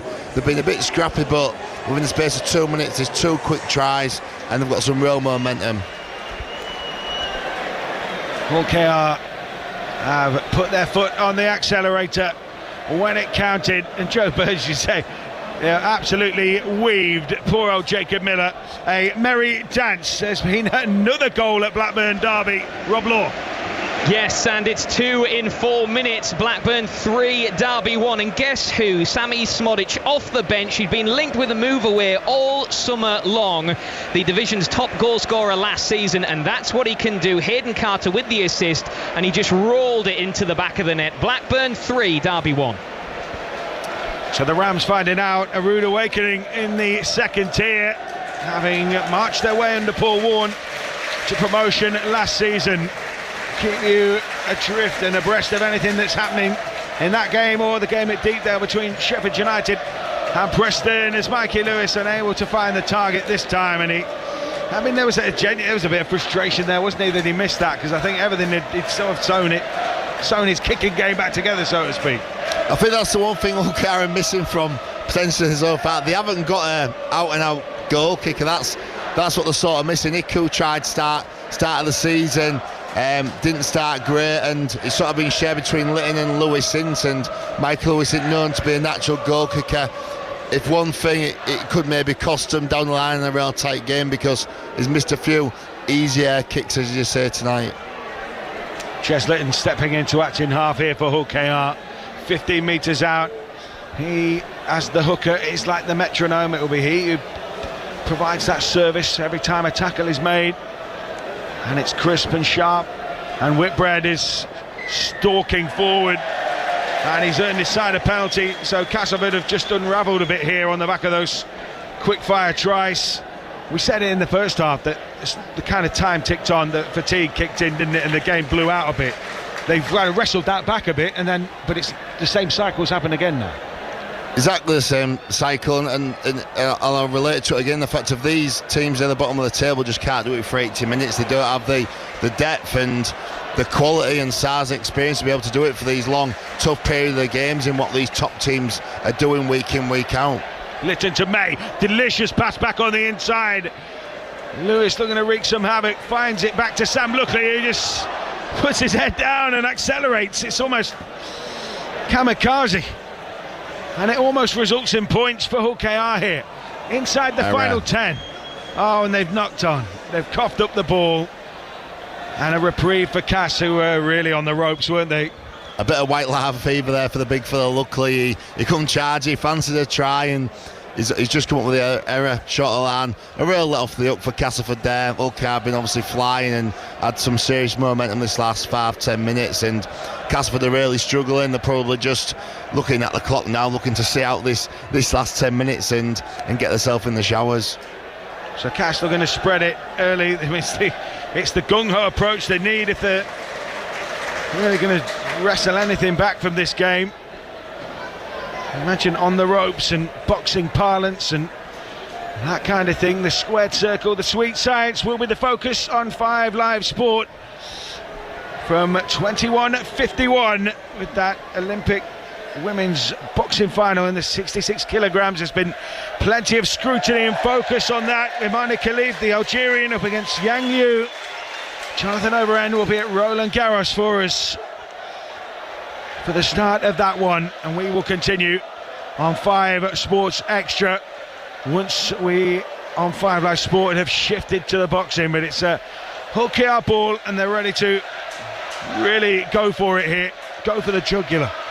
Another error by Castleford, coming out of yardage, obviously looking a bit patched and lost at the minute, and it gives Hull KR a chance to get some more points on the ball. You don't have to invite them twice at the minute the way they've played this last 10-15 minutes, as Lewis runs the ball in, obviously 40 metres from the Castleford try line. Niall Abbott's lassoed in midfield by some desperate defence from Castleford, who just don't want to be breached again. 30 points to 6 here tonight. That's 3 straight defeats for them. The Roger Millwood trophy is staying with the Robins. It was a 13-12 win at the Jungle earlier in the season. Ches Litton's drop goal the only difference in that one, but Cass may be feeling the effects of that revival. Hiku, who almost weaved his way through like a boxer, ducking punches, ducking tackles, as it's spun now to Mikey Lewis, off the hip, into the hands of May, trying to go wide now with Gildart. Oh, he almost prized his way between those Castleford tacklers on the 10-metre line. They'll come back towards the middle now with May. May shovels the pass, flat, and back to May. And it was a really lovely inside-outside play that May might just to squeeze down here, and the try is given. And Hull KR add a little bit further gloss to proceedings. Tyrone May points to the crowd. He's got his try. 7 to go. 34-6. A well-deserved try there for me. I think he's been very solid tonight in how he's run about business and created a lovely try early on in play. He's worked hard all night, and I feel like everybody, as well as everybody in the back line, 1 to 7 scored type for OKR. Just Gildart's arguably had one of his better games of the season for me tonight, the left centre, but everyone else, the other 6 in that back line, have all got on the score sheet tonight. It's just shown the difference in class between casts like that. Speed, pace, offload on the edge, and how they've created the tries tonight and how they've finished so well on an edge. Yeah, it's Gildart has been incredibly unselfish. He's been the provider, hasn't he, on a couple of occasions tonight, but he hasn't got his try. So Mikey Lewis can make this a 30-point ball game and really pull it clear here on 5 Live Sport. So a reminder, in around about 10 minutes time we'll join up Jonathan Overend at Roland Garros for the much anticipated women's boxing final in the 66 kilogram class. But right now, the final stages of this game, 5 minutes 38. The clock's been stopped. Last couple of interchanges being rolled by Hull KR here as Matt Parcell comes back on, and Suaso Su takes a warm applause because once again he is run hard, run straight.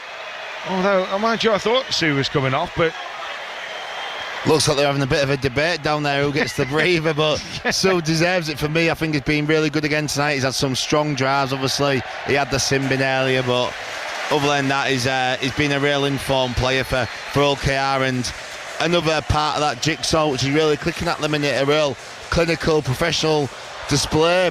The performance hasn't been as good as what OKR probably wanted tonight. There's been probably too many errors for them, bit clicky, but they can get away against this cast team tonight with that. As they go forward, they'll look at getting back into how clinical it was against Warrington last week and bringing them performances back into play. So last 5 minutes here, Hull KR 36, Castleford 6 in the Championship. Sheffield United in front against Preston, and Blackburn Derby. Rob Law's been watching this one.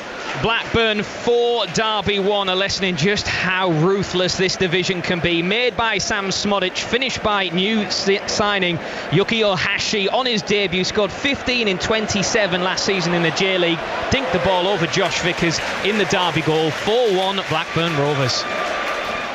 Comprehensive stuff, and as you say, the Rams will be just getting used to life back in the second tier, and a rude awakening away at Ewood Park on a Friday night. So Jai Whitbread here for Hull KR, just as he does metronomically, just carting that ball in. Littered, no look pass, finds May. Likewise, here comes Matty Staunton. Hasn't seen too much game time tonight, Matty Staunton. 4 to go here.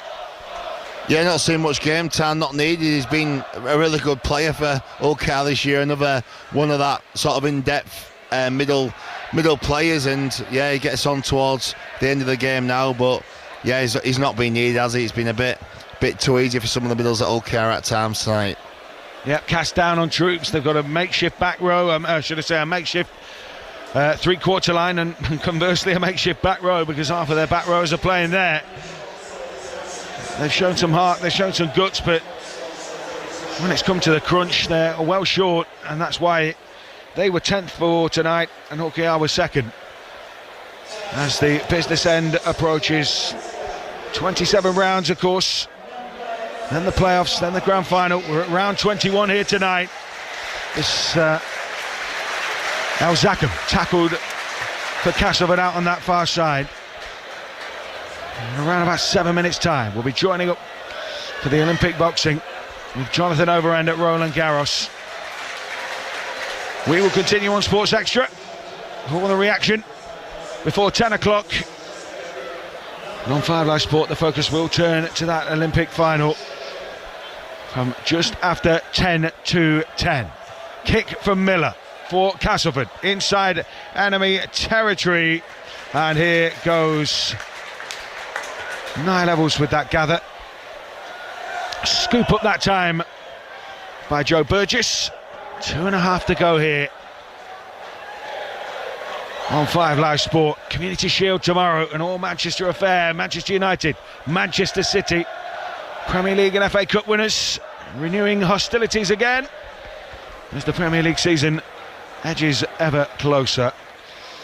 So Hull KR really, it's hard to say statement win against a side when they are at that end of the table. We'll come back to that in just a minute, because Ollie Gildart might be just getting that try that he had hoped for. No, he won't. The ball will spill loose.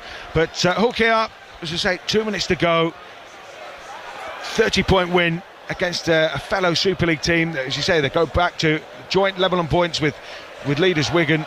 In terms of the statements they're making, continually making, this side is you'd imagine a force to be reckoned with. They're a top 4 team. They're a quality outfit, and they haven't played at times in every part of the game brilliantly tonight. They've not played for 80 minutes at all. They've had the odd scrappy spell, but what good teams do is they still come the other side and get results like this against the bottom sides, and that's the difference with Hull KR this year. That's what they're doing regularly, and a convincing 36-6 win. I feel like they'll be able to pull stuff apart in video and look to improve, because they've got some tough games to come in the next few weeks, and the League Leaders Shield is there for the taking.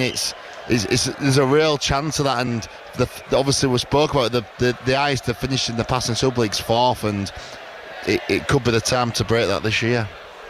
Yeah, Old Trafford still almost a forbidden route for them at the moment. So 36-6 here. Another goal at Ewood Park, Rob Law. We've got them all. Blackburn 4, Derby 2. It was a corner from Derby. Kim Wilson heads home to at least give the travelling Derby fans something to celebrate. 89 minutes on the clock. Blackburn 4, Derby 2. I was going to say almost all over there, but you never know with added time, do you? So 36-6 here. Thanks, Rob, for that update from Ewood Park. With never say never in the Championship. It's an unpredictable league. As Ennis Senior brings that ball off the line. For Castleford, though, it'll be another defeat. They should have a buffer on London. They should have a buffer on the teams, but on Hull FC below them. But a tough one for them to take. But for Hull KR, it is certainly another step in the right direction as the hooter sounds here. Very quick word on just how good this result is for Hull KR. Very good result for Hull KR. Clinical, like I said, off the back of last week, a lot of expectations. They did enough to get the job done against a weakened Cas team. Cas just looking to finish the season with a few more performances, but it's really beginning brilliantly for Hull KR in this stretch towards the sort of business end of the season. So that's as far as we go here on 5 Live Sport from the Rugby League. Reaction continues on Sports Extra to Hull KR's 36-6 win over Castleford. But now it's time to hand over to the Olympic boxing. Jonathan Overend is at Roland Garros. Thank you, Matt, and hello, welcome back inside court. Philippe Chatrier on another big night of boxing. The boxing final session, Steve Bunce alongside me, have started at 9:30 at night here, so it guarantees a hothouse atmosphere, and it also guarantees, Steve, real focus on these gold medal bouts, because basically nothing, the Olympics have shut down back there in the city, and all eyes are here on Roland Garros. It's a kind of backhanded compliment, really. So we're getting on air because there's no runners, swimmers, jumpers, climbers, no break dancing, rowers, no breakers. I want to see you at the breaking, Bunsen. No 51-year-old men skateboarding, no 16-year-old girls skateboarding. Listen, I'll take it. I'll take any kind of compliment, to be perfectly honest with you. Listen, I've been banging on about this arena since before we came here. Once we had a boxer qualified to come here, I made that declaration that we're going to the posh house. Well, I've got to tell you, it's better than a posh house. It's 15,000 and it's steep, and every single view is brilliant. There's a roof on it. And Carl Frampton, I mentioned this earlier, but perhaps you didn't hear me.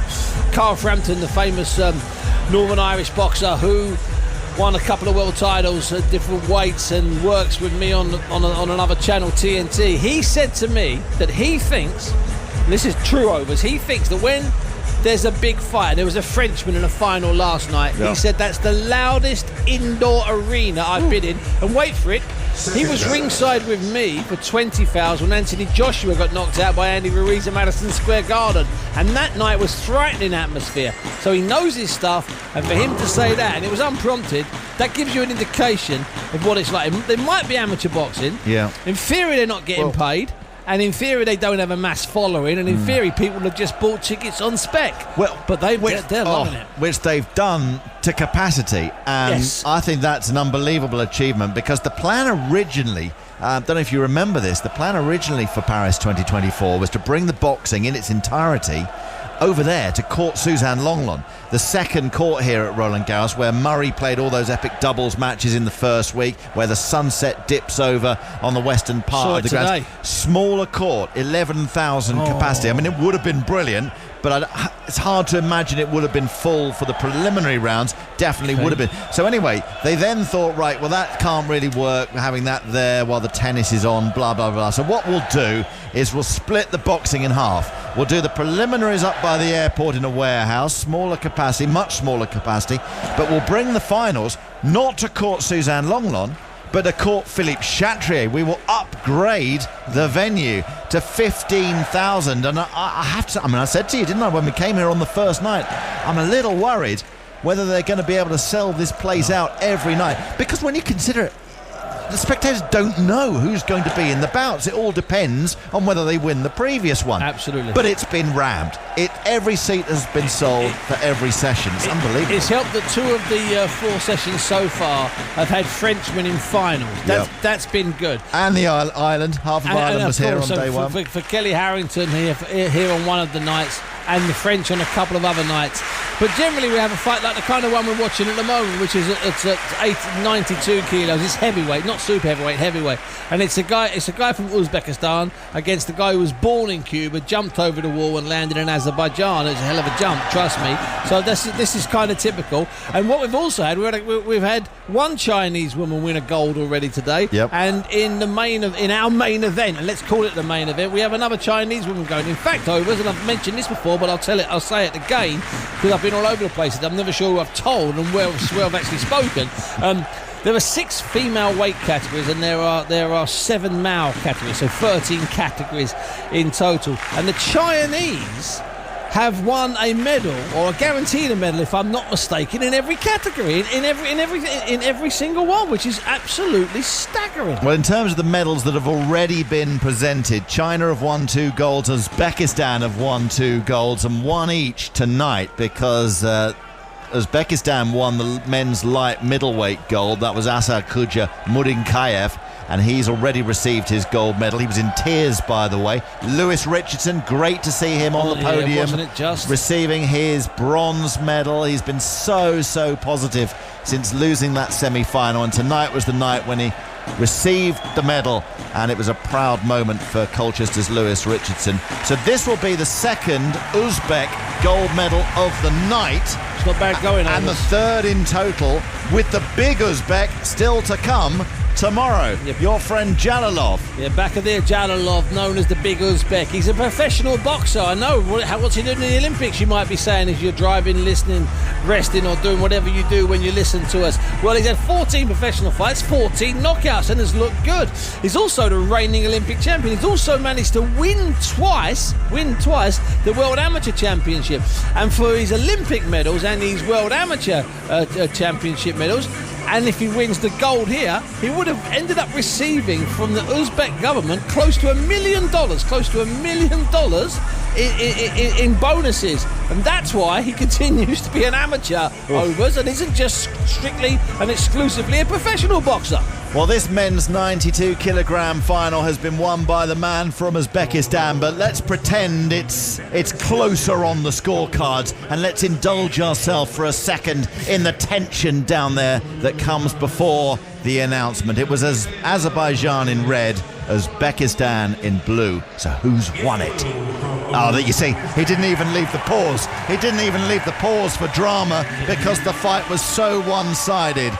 Lazibek Mulojanov wins gold in the men's heavyweight division for Uzbekistan, their third gold of the games from a boxing point of view. Let's get full time in the Championship. Blackburn Derby, Rob Law. Blackburn 3, Derby 1, a game that showed newly promoted Derby just how ruthless a championship can be. Blackburn were leading at the break thanks to Tyrese Dolan, but Derby came out in the second half with fire in their belly. Mendes Lang almost scoring from a corner before delivering a teasing cross to the back post that Curtis Nielsen headed in right in front of almost 4,000 Derby fans. They were fully deserving of that equaliser, but it wasn't level for long.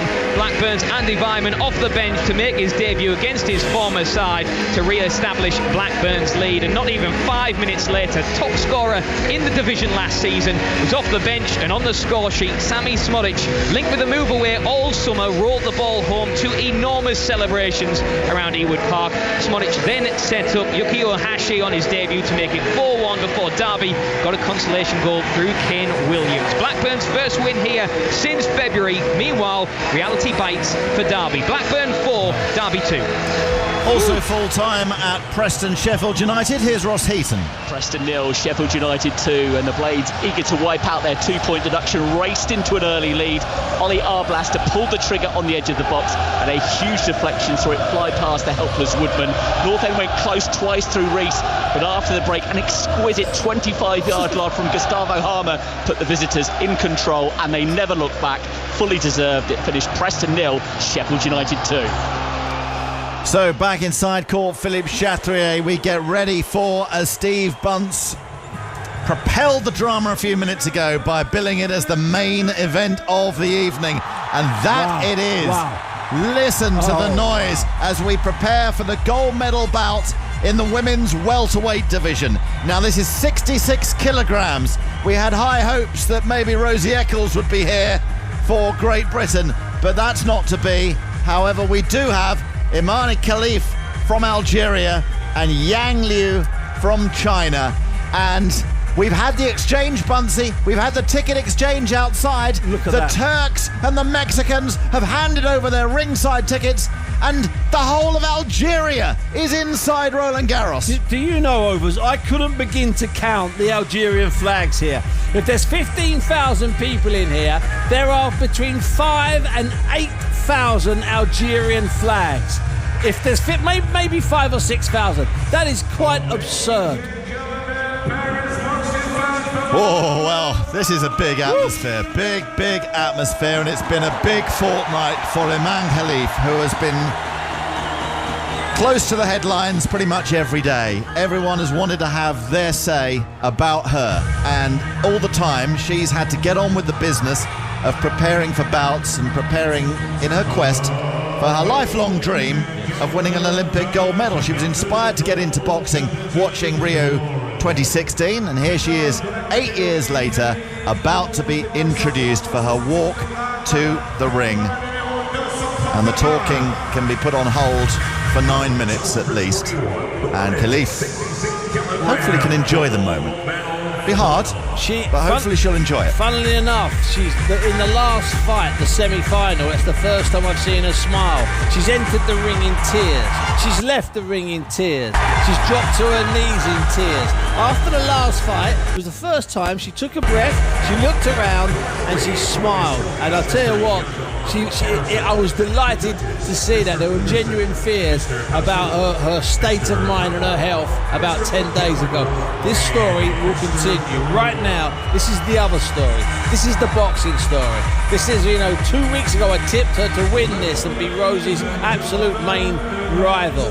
And here we've got to that stage. I never thought I'd be in an arena with this. This is ridiculous. Here's the introduction for Iman Khalif of Algeria.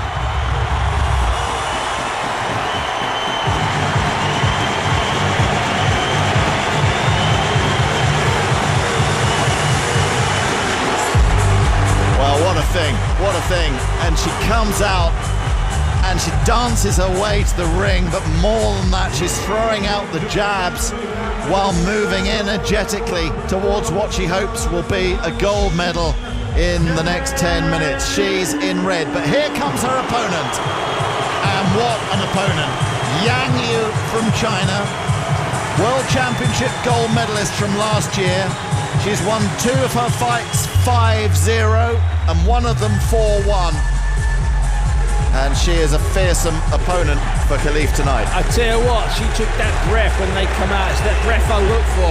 And as she walked into this stadium, you were posing this question the other day. How will they deal with it, Bunty? You said they're amateurs. They used to fight in front of 200. As she came out there, she took a really deep breath as she looked around here. Oh, it was really deep breath. Well, 2-5-0 results as well for Khalif, as well as that first bout, which of course ended in an abandonment with her Italian opponent, which provoked a lot of the controversy in the opening week. It's part of the story. That was then, this is now, and there is a gold medal on the line. Will it be the world champion Yang, or will it be Khalif wrapping up one of the stories of the games? We're about to find out. The gold medal bout in the women's 66 kilogram division, welterweight, and it's Khalif in red, Yang in blue. Three 3-minute rounds to be judged by 5 judges sitting at ringside using the 10-point best scoring system that you'll be familiar with in the pro game. Watch out for warnings, there can be point deductions. Watch out as well for questionable decisions. We've had a few of them, including one ridiculous one last night involving Cindy Ngamba. But congratulations to Cindy, who's been talking here in Paris today, a proud first winner of a medal for the refugee Olympic team. So with the Algerian flags waving all around this arena and the fans holding them, refusing to sit down, the bout gets underway, and Khalif in red against Yang in blue. Algeria against China. We're underway. Yang fighting out of the southpaw stance. That means she's leading with her right hand with a jab. The weightier attacking shots will come with her left hand. For now, anyway. Pushing out that jab is Yang in the early stages. No meaningful blows from either woman so far. Khalif on the back foot, just dancing out of the way of a little flurry from the Chinese in the first 30 seconds, but they're just keeping their distance. They're just keeping their gloves up high at the moment, and they're waiting for the moment of the attack. They're looking for any particular gap in the defences of their opponents, and two such good movements and heavy hitters as well. Stretching forward with the left jab is Khalif. Then a powerful left jab from Yang, and it's the best shot of the contest so far. That got through. She's very tactical, she's very strategic, very classic, and she will just try to score with the odd shot here and there rather than burn out her energy with loads of shots. We've had the first minute of the fight. Steve, how are you reading it? I'm reading it exactly how I expected. Yang's part of the best female boxing setup in world amateur boxing, and arguably ever in world amateur boxing. A top team, they know what to do, they never ever commit, they don't get involved. If they lose, they lose, but they win. They certainly win fights. See that perfect counter? She pulled Khalif on, showed the right hand and dropped the left hand. Khalif just needs to just do what she does, which is long range movement and long jabs. All of that rubbish you read about her being a devastating puncher, that's not what she does. She's stopped 6 fighters in 50 odd fights. She's not a banger, she's a mover. She uses her jab, and that's what she'll do here. However, that's what Yang does, Overs. 1 minute 5 remaining in the opening round. A couple of nice left hands have come in from Khalif, and it's a pretty opening round, and level at that, you would think. Oh, big right hand from Khalif, and Yang is shaken by that, and she's up against the ropes on the far side of the ring. Huge blow from Khalif, and the judges certainly will mark her up for that one. 45 seconds remaining in the opening round. Khalif for Algeria, Yang for China. Gold medal bout in the women's welterweight division. Right hand comes in from Yang, and she follows it up with a left hand as well, and Khalif just has to hold on just for a moment. Body shot comes in from Yang with the left hand, fighting out of that southpaw stance. Good action in this opening round. Bodes well for the rest of the contest. Right hand gets through from Yang. Khalif tries to get one to the body while that attack was in motion. 15 seconds remaining in the opening round. Khalif stretches out that left jab. The scoring of this opening round will be very, very interesting. The first minute belonged to Yang, but Khalif has come more into it as the round has gone on, and she's skipping towards the bell is Khalif, and they touch gloves respectively at the end of the opening round. The Algerian flags wave high, and that's because Khalif has won that opening round on all 5 judges' scorecards. Yang may have won the first minute, Steve Bunce, but Khalif won the next 2. She won it with the jab, she won it with a couple of combinations, especially that big right hand that pushed Yang back. And I was a bit surprised at Yang. She showed a bit of panic. Bad poker player. She grabbed hold. That gives the fighter so much reassurance. That's a way of telling or being told rather by your opponent that you've hurt her or you've hurt him. As soon as they hold you. I thought Khalif slowed the first minute. I thought Khalif was a little bit frantic. It's the event. She's a 24, 25-year-old woman. She's found herself leading the global news for 2 weeks. Let's give her a 15-minute break, shall we? And let her win a gold medal or lose a gold medal. I think she deserved that round. Now she'll calm down. First round to Khalif then on all 5 judges' scorecards. The judges from Canada, Guatemala, Bulgaria, Ireland and Argentina. And what that means, of course, is if she should win this second round on any of their scorecards, she'll take effectively an unassailable lead going into the last. Big combination from Khalif. Counter on the inside from Yang, but that was a lovely right-left combination from Khalif inside the first 15 seconds of the second round. She really means business here, and she wants to see this fight out effectively by winning this second round. Keeping her gloves up very high is the Algerian, and Yang, the world champion, needs to find a way to get back into this fight because she's been rocked once, twice, now 3 times over the course of this fight by Amana Khalif, the 25-year-old who gets caught herself by a Yang combination, right and then left. Really entertaining bout developing here. Yang stretches out the right hand with the jab in the southpaw stance. Khalif just eyeing her up, keeping the red gloves up very, very high. 2 minutes remaining in the second round. Steve Bunce. Khalif's winning the fight with a right-hand counter. She can't miss. She can't miss Yang with that. It's the classic punch to use against the southpaw. Yang's overcommitting, getting over her right foot. Khalif's hitting her with a right hand and then just scooting away. It's not the best of 3, okay? It's not like the first to win 2, like it is in tennis and it is in taekwondo overs. But if you win 2 rounds, it's all over. Let's be honest. Oh, and she rocks Yang once again, and it's a big round for Khalif, but we're only midway through it. Yang has the ability to get herself back into this, but how is she going to do it? She's got to work out the strategy. She's got to figure out her opponent while taking blows, while having to dance out of the way of attacking shots. It's incredible, really, what they have to deal with in there, in that ring. Just 3 3-minute rounds, so if you go behind early, there's hardly any time to fight your way back into it. 1 minute remaining in the second round. Let's look at the action with Khalif in red and Yang in blue. Right hand from Khalif, and then a combination left and right. It's classy from the Algerian, and she ducks out of the way of a counter from Yang that was thrown in the middle of that flurry of blows. Another right hand from Khalif, and again she sways immediately out of the way in case a counter should come back at her. And now it's a left hand from Khalif.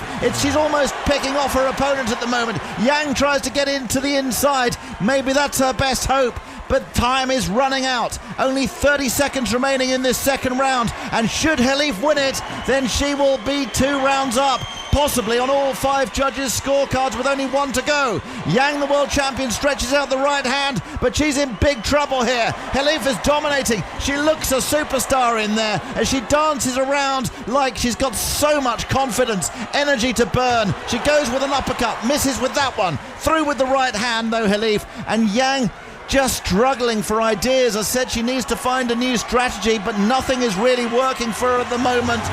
It was quite the tussle, that second round. But you've got to feel like Khalif is going to win it, and she has again on all 5 judges' scorecards. And it's not over yet, but the Algerians are celebrating. The gold medal can start to come out of its box, Steve. Absolutely, it can start to come out of his box. It probably could have started to come out of his box when she walked in here today. I didn't like the look on Yang's face. There's an awful lot you can tell from the body language of boxers when they've only got 3 minutes and when they're going into the unknown. And this is the unknown. It's the unknown, in all fairness, for Khalif, just like it's the unknown for Yang. I doubt they've never been at a massive professional show with 20,000. The Uzbeks have. The Americans have, the Irish have, the GB boxers have. They can do what they like in Yang's corner there. She knows Yang. She doesn't stop people. She doesn't hurt people. Khalif's going to cruise. We're going to have an Algerian party in here in about 2 minutes and 50 seconds. Well, I think Yang's just been told in her corner that she's 2 rounds down and needs to basically get a stoppage. And the look of exasperation on her face was really quite something as she came out for this opening round. But she's on the front foot, is Yang, and she has to be now. She has to win this round. Well, she 10-8. Or she has to get a stoppage. And those 10-8 rounds for total domination are so rare. Well, we've not seen a stoppage in the last round when someone's trailing for 2 in these Olympics, and this is contest number 231. No. So something would have to happen that hasn't yet previously happened. Yang doesn't stop people. Khalif only stops just less than 10% of her opponents. Yang just doesn't stop them. So really, all Khalif's got to do is stay on her feet. Well, if she injures her ankle, then maybe she could lose. She's moving. She's rotating her way around the ring. Khalif mainly in a clockwise motion, and she's also holding on, just buying a little bit of time. 1 minute 52 on the clock at the end of this third round, till the end of this third round. What is Yang going to do? She looks absolutely stunned out there. Gets caught by a right hand by Khalif once more, who has dominated in this competition. She's won her fights convincingly, and she's winning this fight convincingly as well. Catches Yang with a left hand. Yang has soaked up an awful lot of big shots from her opponent in red tonight and has done well to still be standing. Reaches out her right hand with a jab, Yang, but she just can't get in on the inside. She can't get first to the punch. Khalif is beating her to it. 1 minute 15 remaining in the bout, and Algeria could be heading towards their second gold medal of these Paris Olympic Games and their first female boxing medal. Iman Khalif, quite the story over the course of this fortnight, is letting her talking be conducted in the ring inside the last minute. Oh, Khalif gets caught by a couple of times by Yang there. Nice left-right combination. Slight rock, slightly unsteady Khalif. She was slightly off balance. She got pushed back, but she wasn't hurt. She wasn't caught. She's tired. She's worn out. She's had to deal with 2 weeks of the worst personal scrutiny and abuse, irrespective of whether it's right or wrong.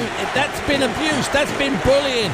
She has put it all together in this fine 9 minutes of quality. She's barely put her foot wrong, Overs. And the pressure. You've been around the greatest tennis players in the last 25 years. You know what pressure is. She's handling it as good as them. 15 seconds remaining in the fight. Khalif, it's a procession. It's a procession to gold. Algeria is about to lift the roof off court. Philippe Chatrier. Iman Khalif in total command, total control. Bit of showboating, dancing around, still stretching out the jabs. And Imani Khalif is the Olympic champion.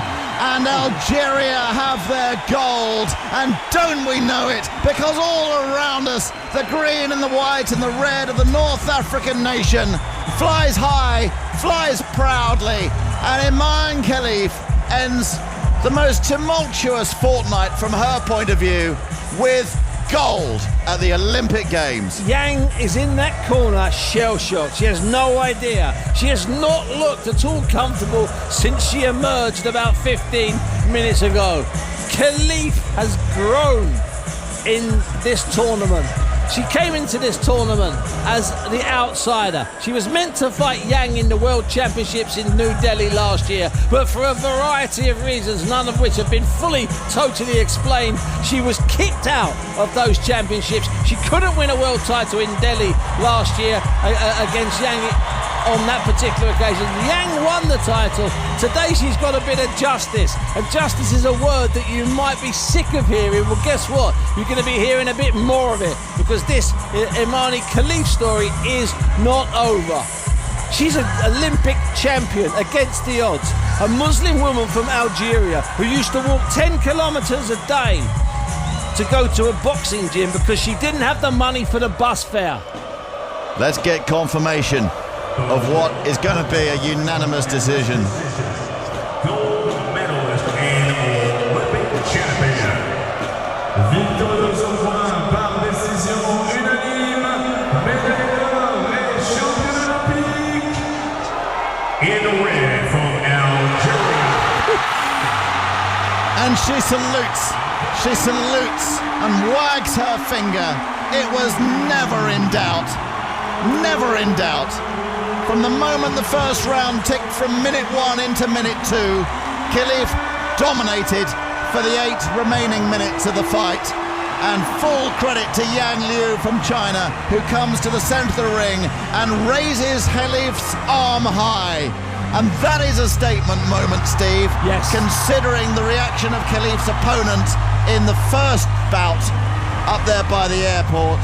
That was Yang saying, this is a champion, this is a worthy champion, and this is the woman who deserves to win gold in this welterweight division. Absolute class from Yang there, and I'm not at all surprised. I would have expected it, but it was still nice to see. Khalif now in the ring, doing the posing, jumped into her trainer's arms, as opposed to falling into her trainer's arms in tears and being carried from the ring like a marathon runner who collapsed at the end of a race.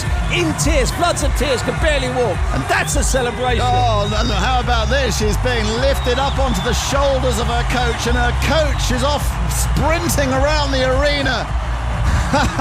Well, we haven't seen this from any of the gold medalists so far.